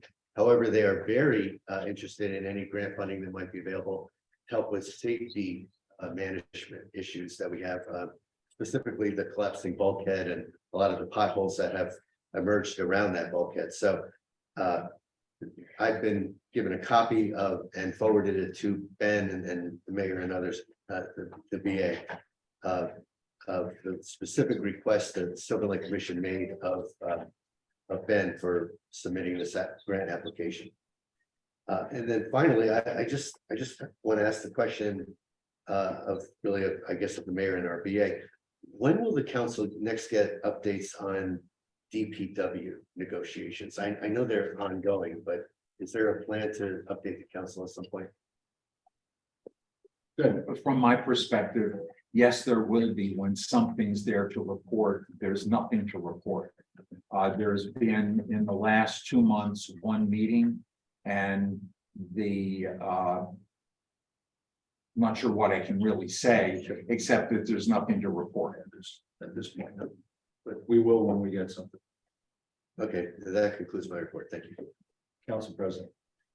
The Bradley Beach Environmental Commission was pleased to host the biannual beach sweeps on April 15th. Approximately 100 volunteers, some coming as far away as Pennsylvania, cleaned debris off our beaches, helping to prevent harmful plastic pollution from entering our waterways.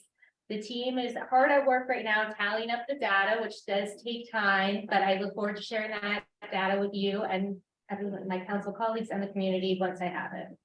The Environmental Commission, it's a busy month for these folks. Also participated in the annual Green Fair, giving away plastic film recycling containers, educating the public on the maritime forest, as well as hosting a shell and coloring station for kids. And finally, the Bradley Beach Land Use Board met and denied an application for bulk variances for proposed living space above an existing detached garage structure Approved an application for use and bulk variances to construct a detached garage structure with a bathroom and covered patio. Approved an application for bulk variances for a proposed two-story addition at the rear of the dwelling. And carried an application for bulk variances for construction of a full second story and half story above. That's my report. Thank you. Council, whoever. I'm gonna leave it a long one here. I'm gonna start by saying the mayor makes a statement at the beginning of these meetings, as we know, about the way we should behave and the way we should treat each other.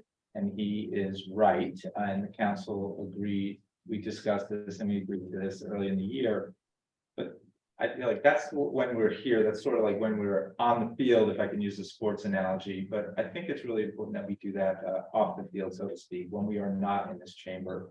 I'm gonna say something publicly that I've been saying privately, and it's when you want to schedule a meeting with somebody, you should ask that person for times when they can meet. It is the most basic form of collaboration that I can think of. So I'm getting told when meetings are. And I'm not being asked when it's a good time for me when meetings are. And I say this just because a lot of people groaned about the budget meeting last Friday. I guess it was at 4 o'clock in the afternoon. The original time proposed for that meeting was the night before, it was Thursday in the evening. And I had a conflict. But in both of those cases, I was told this is when the meeting is. I've yet to get a message along the lines of, hey, we need to have this meeting for X reason, you know, what times are good for you? I just don't get messages like that. So I hope we can get onto that most basic form of collaboration and ask people when they're available. I'm gonna read the fire department report and the first aid report for the operational period, April 26th, ending April 26th, 2023. This first aid squad responded to 10 day calls and 5 night calls. 12 were medical calls, 3 were for fire call. The squad conducted 1 drill for the safety and education of the membership. The squad responded to no out-of-town mutual aid requests. And the squad requested mutual aid from Asbury Park EMS for a motor vehicle accident with 5 injuries requiring transport to Jersey Shore Medical Center. Captain Walsh thanks them for their help. The squad fulfilled 100% of their assignments for this operational period. And then for the fire department, for the same operational period, the department responded to 3 requests. They conducted 1 training drill for the safety and education of the members. The department responded to a report of a motor vehicle accident with injuries. To assist the first aid squad, Chief Hagerman thanks Neptune City Fire Department for their mutual aid assistance to provide extra lighting for the safety. How about we mute those people? Extra lighting for the safety of the patients and all the responders operating on the Right, you're scene. muted. The fire department fulfilled 100% of their assignments for that operational period. As always, they're looking for volunteers for both fire and first aid. Applications can be found on the borough website, and they both want everyone to know that cooperation exists between these 2 entities that is allowing them to keep answering the citizens' need for medical care and for fire protection 24/7, 365. And I will add, it's not on this, but as an editorial, you know, there are volunteers, they do keep us safe, they deserve a liaison on the council, and they've been asking that, so maybe as a council, we can grant them a liaison as they have requested. Jane mentioned the shade tree events we may postpone after this meeting. We'll probably figure out what exactly to do, if it's next weekend or what. I do want to remind everybody that the planting tree strips, those are the responsibilities of the adjacent homeowners. So if that tree looks like it needs trimming or anything, that should that is the responsibility of the homeowner. And you know, these tree plantings are great. This is going to be our 4th. We've done 2 in the fall, and this will be our 2nd. It seems like, oh, we're planting all these trees in town, but when you look at the Shade Tree Commission also gets applications to take trees down. And then we had the incidents after the tree inventory with things like 18 red flag trees. We're actually barely breaking even. Like we're not like plus on the number of trees in town. We're probably just maintaining it steady, which I'm not sure that that's a win, but better than it would be if we didn't have a Shade Tree Commission. Talk about events real quick. The Green Fair was a great event. Hopefully people got out on a beautiful Earth Day and had a good time at Green Fair. So thank everybody that put that on. Beach sweeps were great. We got the rescheduled beach sweeps were great. Had good weather, and that was a great event as well. And speaking of plastic, I'm just gonna let everyone know, for last year, I've been sitting on a state committee, I guess, called the Plastics Advisory Committee. It was created by that law that banned plastic bags and styrofoam and foodware and made straws available on request. And we are going to be coming out with a big report. We've been working on it all year about the effectiveness of that law. It's just something that's near and dear to my heart. I actually sit on that with my council hat on, so because every environmental group in the state wanted to be on it, so I kind of represent local governments on that Plastics Advisory Committee. So that law is going to be coming out. So just as a reminder, we don't have it's been a raging success on the front of bags. We probably avoided 8 billion single-use shopping bags in the last year. That's the estimate. Foam, styrofoam and foodware, I don't see any of that. And bars and restaurants are not supposed to be putting a straw in your drink unless you request it. So that's something that you can look at for. So thanks very much. That concludes my report. Mayor, if I may, read the tourism, I found it. If I don't read it, Amy will be really upset. Is that okay? Yep. Thank you. The third annual Green Fair, run by the Tourism Department, helped to raise environmental awareness to both residents and visitors. Over 35 vendors attended the event, 15 of them environmental organizations from either the borough of Bradley Beach and our neighboring towns. We are so pleased with the participation we received this year, as well as the attendees. Over 500 people total attended throughout the day. This particular year, we saw a large uptake in young families and children participating in the event. The tourism department organized an enjoyable educational day, which featured kid-friendly games, crafts, and hopefully lots of wonderful memories. Amy Hall would like to thank everyone who made this event a success. She thanks DPW for all their help setting up and breaking down the event. Thanks to the Environmental Commission for hosting both a table full of educational and informational materials, as well as a fun craft table for kids.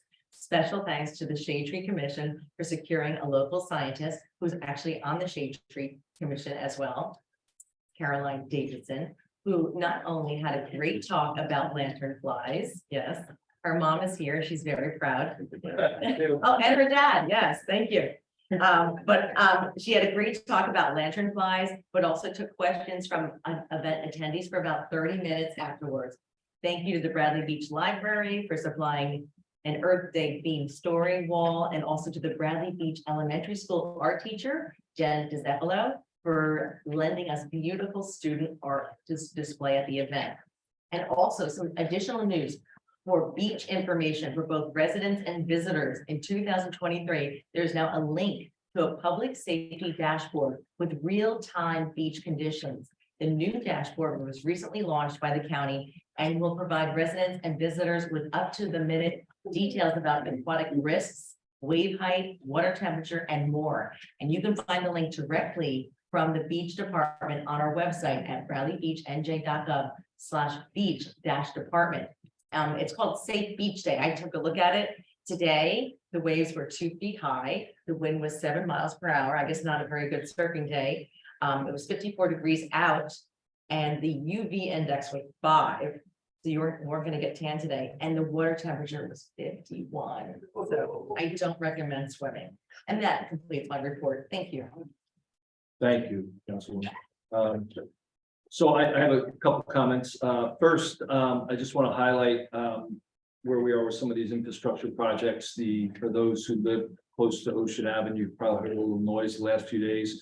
The sheeting's going into the beach for the next step on the outfall pipe. So that began mid-month, then it'll go. Hopefully, we're trying to conclude before July 1. We're targeted before that, but that's the outside date, but we should be done before that. We've avoided intermittent closings of the promenade by using Evergreen Avenue after working with the engineers and Public Works and OEM to accomplish that. So thus far, there's been minimal disruption. There's been some noise, but hopefully, once we get the sheeting and the noise is done. Phase 2 of the sewer project, the completion of that.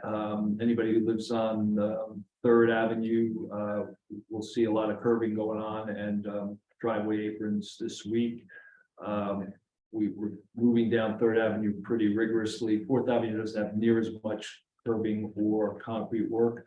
So we're hoping to start the milling process and the paving process to complete Third, Fourth, and then those side streets, the north-south streets that also require paving. So we're targeting pre-Memorial Day, weather permitting, and so far so good on getting that done. We are in the process of, anybody who's tried to walk across the Fletcher Lake Bridge can't, and haven't been able to, but they've moved very quickly on dismantling the bridge and kind of putting it back together.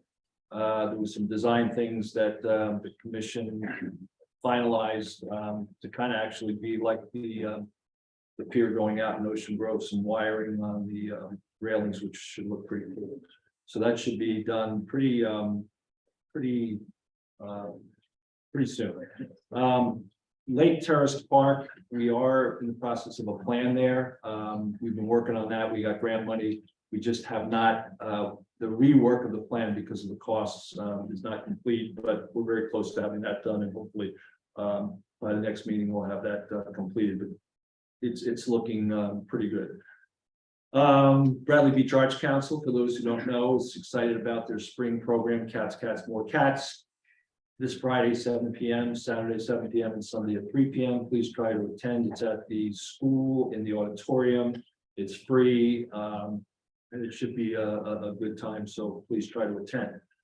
We've mentioned Earth Day and the Green Fair. I think that was a great success. The 130th anniversary team is continuing to move on and move through the planning process. There's a lot of people involved in that. So we're looking forward to that. That's scheduled for June 10th. Library, the big focus right now is this One Beach, One Read. It's a partnership between the library, BBCA, BYCC. They've chosen a book, which is The Namesake.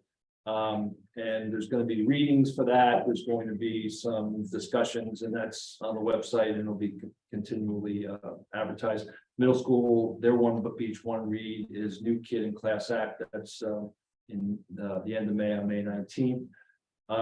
Also, we're continuing with the spring English language class, one-on-one technology assistance, and a photography contest at the library. So there's lots going on there.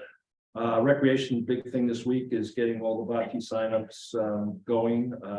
They start on May 1st, the league, and there's a lot of excitement and attendance on that. Memorial Day planning is ongoing, and I think that's it for me. So a lot to be thankful for, and things we're moving forward on as a community.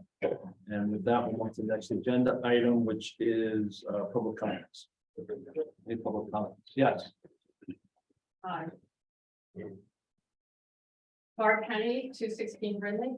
Mayor Potts, I recall during the campaign that you sent out 11. I'm sorry, before you, just let me interrupt for 1 second. If there's any questions that come up tonight, Greg will log those questions. We're answering those questions in writing so that everybody has the benefit of getting those answers. But I just wanted to let you know. You guys send that to everyone, just send it personally to me. My wife didn't get that this fall. I'm sorry, it's been posted, so it's posted also. Councilor Blair, that'll be in the minutes, by the way. Oh, great, thank you. Yeah, I'm sorry. I recall you sending out a letter to the residents. I think it was almost all the residents, maybe just the voting residents, and it attacked the character of 2 of the present council members and one of the former council members. So I really don't appreciate any lectures from you talking about getting along with our fellow residents. When I remember you doing that, and I really thought it was offensive. Thank you. Yes.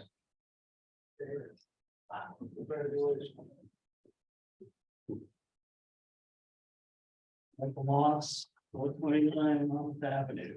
Get back to the zoning changes that affects my life regularly, as I am an architect. I'd like to preface my comments by I'm not trying to ruin the fabric of Bradley Beach. I live here. I work here, live here. And I'm not trying to overdevelop by my suggestion. I'm trying to find a common sense, middle of the road zoning ordinance. And I've worked in 34 Monmouth and Oakland County towns during my career. I've looked at 34 zoning ordinances. Okay. I think Bradley Beach is getting a little, it's getting to the tipping point where we're restricting our residents and their opportunity to develop. And with that, I will highly recommend that you keep, the mayor is in agreement, the 5,000 square foot minimum for garage apartments. There's a few reasons for that. One of the main reasons is you're still at the 35% building coverage. You're not going over that, whether you divide your building into a garage apartment and a house, or make a bigger house, that's gonna cover 35% of that lot. Okay, so I wouldn't change the 5,000 square foot. I think we're getting to the tipping point there where the haves are getting their garage apartment and the have not are not getting their garage apartment. We get a lot of 5,000 square foot lots that can very capably handle a garage apartment and stay at the 35%. Okay, they're building one on my street, three houses away from me on Monmouth Avenue. Gorgeous development. Garage apartment in the back. Most of my neighbors, beautiful, we love it. It's increasing our property values. It's not overdeveloping, in my opinion, as a professional. Let me go to the setbacks that were spoken about, the 10 and 20%. The fire code is 3 feet, as you mentioned, where you can put the building 3 feet off the property line, still have 25%, I believe it is, windows and door openings. That's the fire code. So if you build a new house 3 feet off the property line, and the neighbor builds a new house off the property line, you got a 6-foot separation. Okay, that's 5 feet is generally the 1 hour rated fire rate required for that. I think the 4 feet is a little too much because that's going to impact your 25-foot lots. All right, you're going to lose a foot to a foot. Okay, if you try to design and develop those lots, every inch counts on those tiny little lots. All right, and you're not going So I think the compromise is 10 and 20% as we have on all lots, and the minimum 3 feet. And that allows the smaller lot a few more inches, the 25-footer lot. And relates to the fire code. Driveway setbacks were mentioned. I love it. That was we're now reducing that 3-foot hurdle that I have to deal with all the time in Bradley Beach. 3 foot's too much. I think 1 foot's not enough. So we're usually with everything, we're far left or far right. Can we come into the middle without any issue? So 2 feet, I think, is perfect for the driveway setback. That's your minimum standard planner width. And it also solves the problem of we have an ordinance with a 3-foot setback and an 8-foot driveway required and a 10-foot required setback.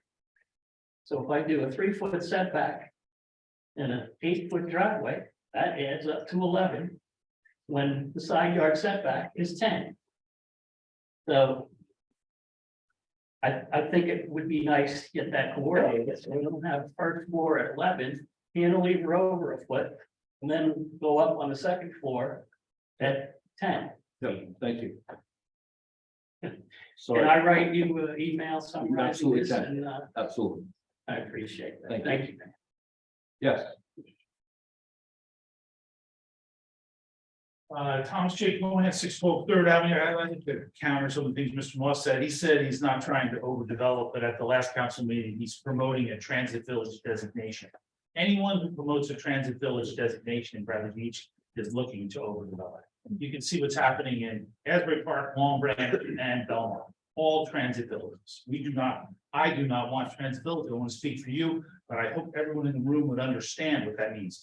Also, in terms of his setbacks, I agree with the 4 feet on each side. Now let's take that 25-foot lot Mr. Moss just mentioned. That leaves you a 17-foot wide house. Now, Spring Lake has a very strict ordinance where you have to maintain two front setbacks on a corner lot. Okay, are you interrupting me, sir? So, I'd like my time back, please, Mayor. if we're not. Okay, I mean, really? Right. Okay, so You made your point. Okay, so 17.5 feet is what you get on a 50-foot lot in Spring Lake on a corner. There's houses selling for $3.5 million. They built it 17.5 feet, never went to the board. So there's no hardship in a 17-foot wide house. Okay, and Mayor, because we're going to behave and everything, I agree with Councilman Weber's comments. We're gonna be really nice now. We're gonna be thoughtful at meetings. I have to tell you, what I witnessed tonight was not thoughtful. Did the employees have to be thoughtful at the meetings? Because I found the police chief's behavior horrific to Councilman Gubitosi. Okay, I mean, this is why people in Bradley Beach are afraid to see something and say something, because that's what you get. Okay, and that comes from the top. I'm insulted by that, and I believe there should be a letter in this file for that treatment. Argumentative at a meeting, but yet it's only the people that want to defend you that are argumentative. It's a shame. And then to have these guys in the back of the room for the vote, again, they're the highest paid employees in the whole town. They line up back here. It's embarrassing. We do have to join together some way, Mayor. I just don't know if you're the guy to do it. Thank you. Yes. Oh, I'm sorry, what, I'm sorry.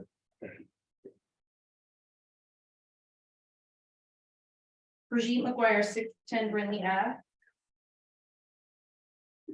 Ave. Based on the chapter 5 subject, I'm not surprised by our mayor, but extremely disappointed in Ms. DeMarco voting no. Ms. DeMarco, when voted down by you at the introduction, you mentioned it was because you didn't believe in changing statutes. Based on my basic research of small municipality government, I didn't see any statutes changing. This looks like it just secures Bradley Beach to keep a balance of power amongst all 5 elected people. Thanks to council members DeNoble, Gubitosi, and Weber, we now have a future of Bradley Beach that secures our checks and balances.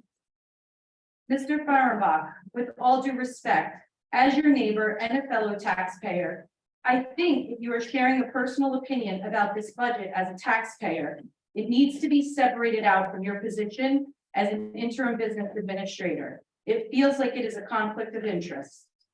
Your insistence on trying to get our council to pass this budget and addressing certain members voting this down before it was even voted on seemed a bit preemptive. You pushed our council to publish this budget. Why should our council publish something they haven't seen the details of? A book doesn't get published until all of the details are complete over and over again. So how can they approve to publish this budget without the detail they asked for? Thank you again to council members DeNoble, Gubitosi, and Weber for listening to the residents. Ms. DeMarco, it would have been nice to see your concern about our taxes in the budget the same way you did for the 5,000 to 10,000 in the independent investigation resolution. I have held off being accusatory about this administration hiding our money, but I have reached the limit of asking for transparency and hearing others ask as well. A great example is the 300,000 that was found last year in salaries and wages. It was questioned, it was ignored, and then it just disappeared in July without any explanation until after the adoption. The fact is, if you are not sharing our budget details, then you are hiding information about our money. Thank you. Thank you.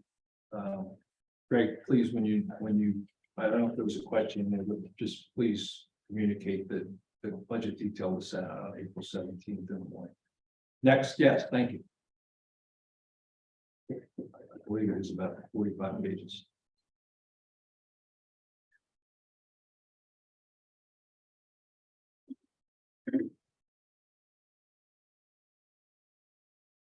Yancy Meadow, Ocean Park condominiums. I've said this before, a lot of these things are repetitive, you are new. Words matter. The word neighbor is utilized at the beginning of each meeting. I would like to say that there is no one in this room that is my neighbor, according to the dictionary. So I would appreciate it, stop telling me that I'm a neighbor. The word disgusting was used this evening. I find it disgusting that here we are, I don't know how many years later, it takes me years to get my way. That the people who in the past or currently receive compensation are not, and are in this room, are not announced to the public. Or are in Zoom are not shared with the public, and who are also just in general, then in turn, the people here, the Zoomers don't know. Talk about not being respectful, that's a perfect example. Thank you for following up on my Department of Labor inquiry. The answer was confusing because we pay the bank now to be our payroll company. They are supposed to be paying all of our payroll taxes, which comes in the lump sum on the bill list. So the fact that now there's a separate line item for the NJ 927 confuses me. Regarding knowing how much people make, you're gonna have to do work on this, Mr. Gubatosi, but perhaps you're not aware. And if you are, I'm sorry, bring it up. There's a form filled quarterly with the state of New Jersey and NJWR 30. It lists the quarterly income of every single employee. So they'll probably get those from the variety of payroll companies that we've had in together. Just a little curiosity there. No one got back to me about questions I asked. Definition of handicap for the lockers, the positions that are taking 25% out of the sewer utility and beach utility. To say we're getting answers in the minutes, that's waiting 2 weeks until they're approved to see answers. That's not quite what I define as efficient. Say that the construction on the beach at Ocean Park Avenue is a little bit of noise. It started at least at 6 o'clock this morning, and I heard it 1 block away. I thought we had ordinances for this. In addition, it was stated at the meeting that this project was to be done by June 23rd. This evening, we heard July 1st. Again, am I getting refunds on badges? Because I'm not gonna be able to sit there. I tried last Sunday. It was quite a challenge. For something that could have been done last year. Personally, I'm disappointed in the MobiMat vote. I would have rather seen that money go partially to a fire truck, MobiMat's fire truck. Electric bill, fire truck. Arts Council, fire truck. Tourism, that used to be in a volunteer position, fire truck. Shocks me. And then now let's also get into the event. It was advertised that there would be 90 vendors. I believe quite a substantial less amount was just reported here. And again, we're not given a P&L on what it cost us for sanitation and security. 1 day a year is bring your child to work day. That does not seem to be reserved here. We couldn't have every day bring a child to work day. I find that a huge liability for this town, and it should be terminated immediately.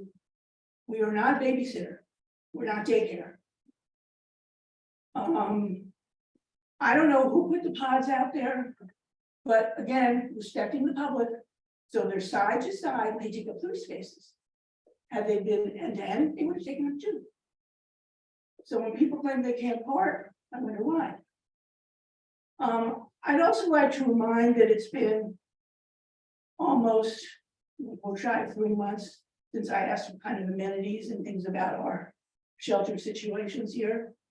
So you talk about answering questions, not really. And I kind of put that all under the definition of disgusting. And I'd like to remind the council that we've not heard anything about Irvington House. About, I'm sorry, what? We've not heard anything about Irvington House. Well, now I lost my time on my last time. And if we're supposed to amend schedule of meetings for the second half of the year. We're almost there. Thank you. Thank you. It's very hot in here. We need to get air conditioning turned on.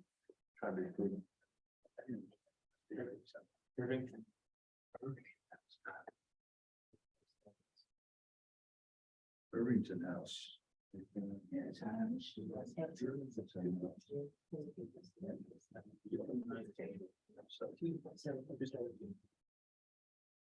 Yes, I'm sorry. Rich Despin, 600 Third Avenue. Sewer phase 2.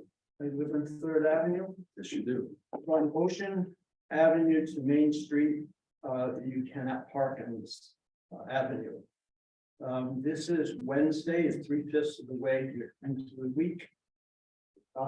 The got as far as the first block, the school just working on the first block. If you do the math, it looks like 15 days before they're gonna get to our left. Where I'm going, the inconvenience for people for 6 blocks. 5 blocks. It can be bypassed if there's some kind of common sense being used. Now, if somebody says we need that for the trucks to go back and forth. Believe me, especially after the extension of the park that has occurred, we know about commercial trucks. We get a lot of them. On the Hammond Avenue, and we get them on Third Avenue, a lot more. It's a very, very wide avenue, even with cars parked here, so that can't be fault. 2 weeks ago, I wouldn't ask a question, but I made a statement that got me at least on the list. That they're gonna I was gonna be let know and who to talk to about damage that occurred on our lawn when they put in the handicap corners. I haven't heard from anybody yet.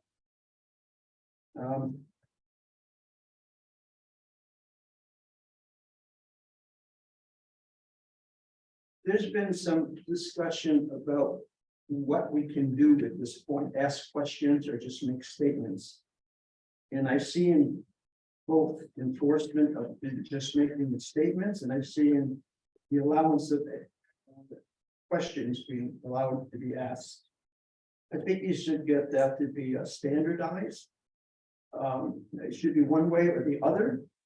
Or let it, I would say, let it be both. This way here we get a better communication going back and forth.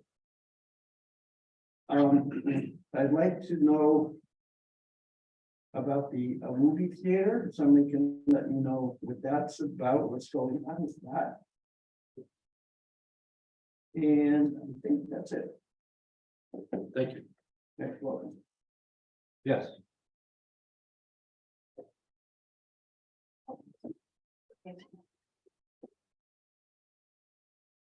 Linda Duffy, 312 Brindley. I was kind of taken aback by this resolution of the independent investigation, not really sure where that's going, but in perspective, in the future, maybe a council member can be appointed to go to negotiations, not made by the mayor, but voted on by each one of the council. So there is total transparency to see what's going on, if there were issues evolving. That's one thing, that's only my opinion, because as far as I'm concerned, you sign a contract, it's a done deal. You can't go back. All right, the beach mats, I was very disappointed. I think we better spend our money elsewhere. There were other, we could have put in more ramps. I don't know how much the ramps was, I have no idea. Well, you know what, so what, we save it up for a couple of years, you put another ramp in, and just have one beach with the access. If you're gonna be in a wheelchair, you can't get into your locker. Even with a mat.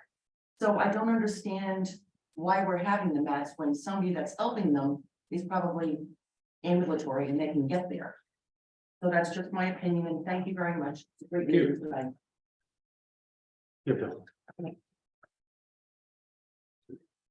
I did have my hand raised before for Matt Lack, but no one's seen it, but that's besides, I did have questions, so I had. You state your name and address, please. Excuse me, Can you state your name and address?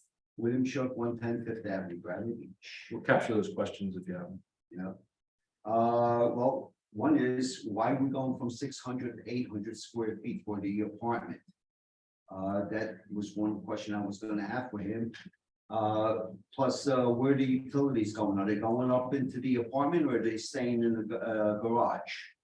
Because now that 800 square foot becomes a 3-bedroom, even up maybe a 4-bedroom. You're talking about decreasing density. I mean, you're going the opposite. You're increasing now.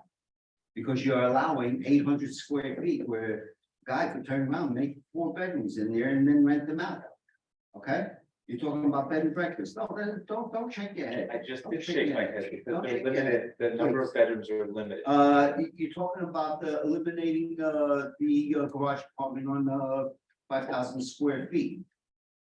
There's no reason. I mean, you're gonna have a choice. You either build a bigger house and don't have the garage apartment, or you build a smaller house and you have the 5 garage apartment with the 35%. I mean, it works both ways. I mean, all you're doing is penalizing the other homeowners. If you're gonna do that, just get rid of all the garage apartments, make them all non-conforming. And if you do allow garage apartments, make it like the mayor said. You make it affordable housing, 2 years, 3 years, 5 years, whatever. Now you're meeting everything. You're allowing garage apartment and you're getting your affordable housing at the same time. Yeah, it's very simple. You're just taking away an opportunity for a homeowner. That's all you're doing. And you're making it, I don't know why you're going to the 7,500 square foot, that's the only place a garage apartment will work. I mean, you yourself went for how many variances was Councilman proposing? This to get a comment, garage this comment. apartment? No, I'm just saying, Okay. I'm not asking for a response. Okay. You know, I mean, you went through a ton of variances to get your garage apartment. So now you're not allowing no one else. What's wrong? Thank you. Bill, thank you. Bill, for the record, that's not true. I have no variances for my garage. Okay, Joe Taylor Police again. Put on my trustees hat for the fire department. We've been working with Chief from Public Works and one again for the budget because when Miss Humphrey came here, she was taught to help us get our parking lot redone because it's starting to show its age. And nothing happened. And for our discussions with G, I agree with him. We're all trying to get that into the capital, so I hope you give that a consideration for the firehouse, because our parking lot is used pretty good. Also, I heard a disturbing thing here tonight because I lived through a episode. Most of you, some know, some don't. I used to work for the town of Morristown. I worked there for 40 years. And during the period of that 40 years, we used one-shot revenues for the budget. And that got to where it was $4 million. And at that time, the choice that the mayor and council had was you were going to give a 20% increase here. They had to do at least a 40% increase with a layoff of half the town. They decided not to do that. They did a reschedule of the payments for finance for the debt. Refinancing of the debt. It gave the town 5 years to come up with some type of plan, which the mayor at that time didn't do nothing. When it hit, I remember our administrator, Mr. Eric Maurer, telling us during one of our negotiations that if he started at 500,000 in the hole, it was a good year. And that payment schedule was for 20 years.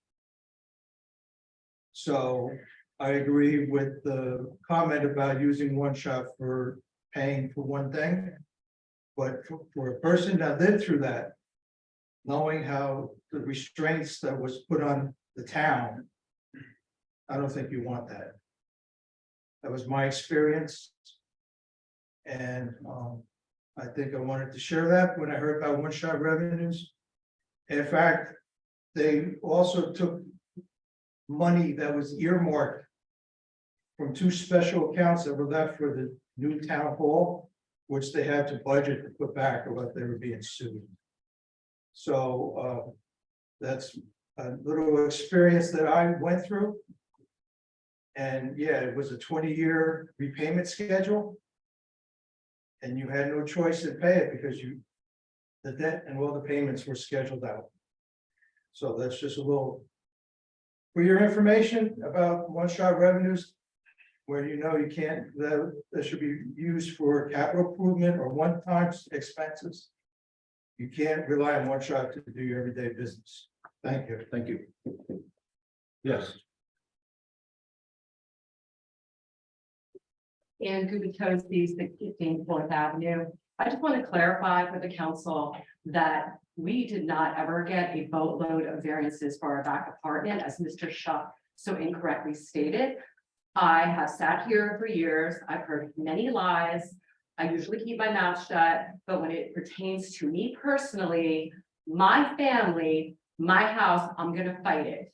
That is a lie. Do your research, Mr. Shuck. Yes, thank you.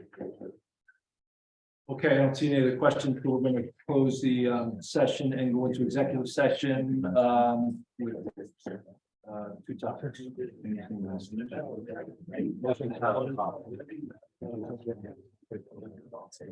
There was nothing on Zoom. No. Does somebody want to make a motion for 1 second? Thank you. Mr. Marco? Mr. Noble? Mr. Josie? Mr. Weber? Mayor Fox? Thanks. That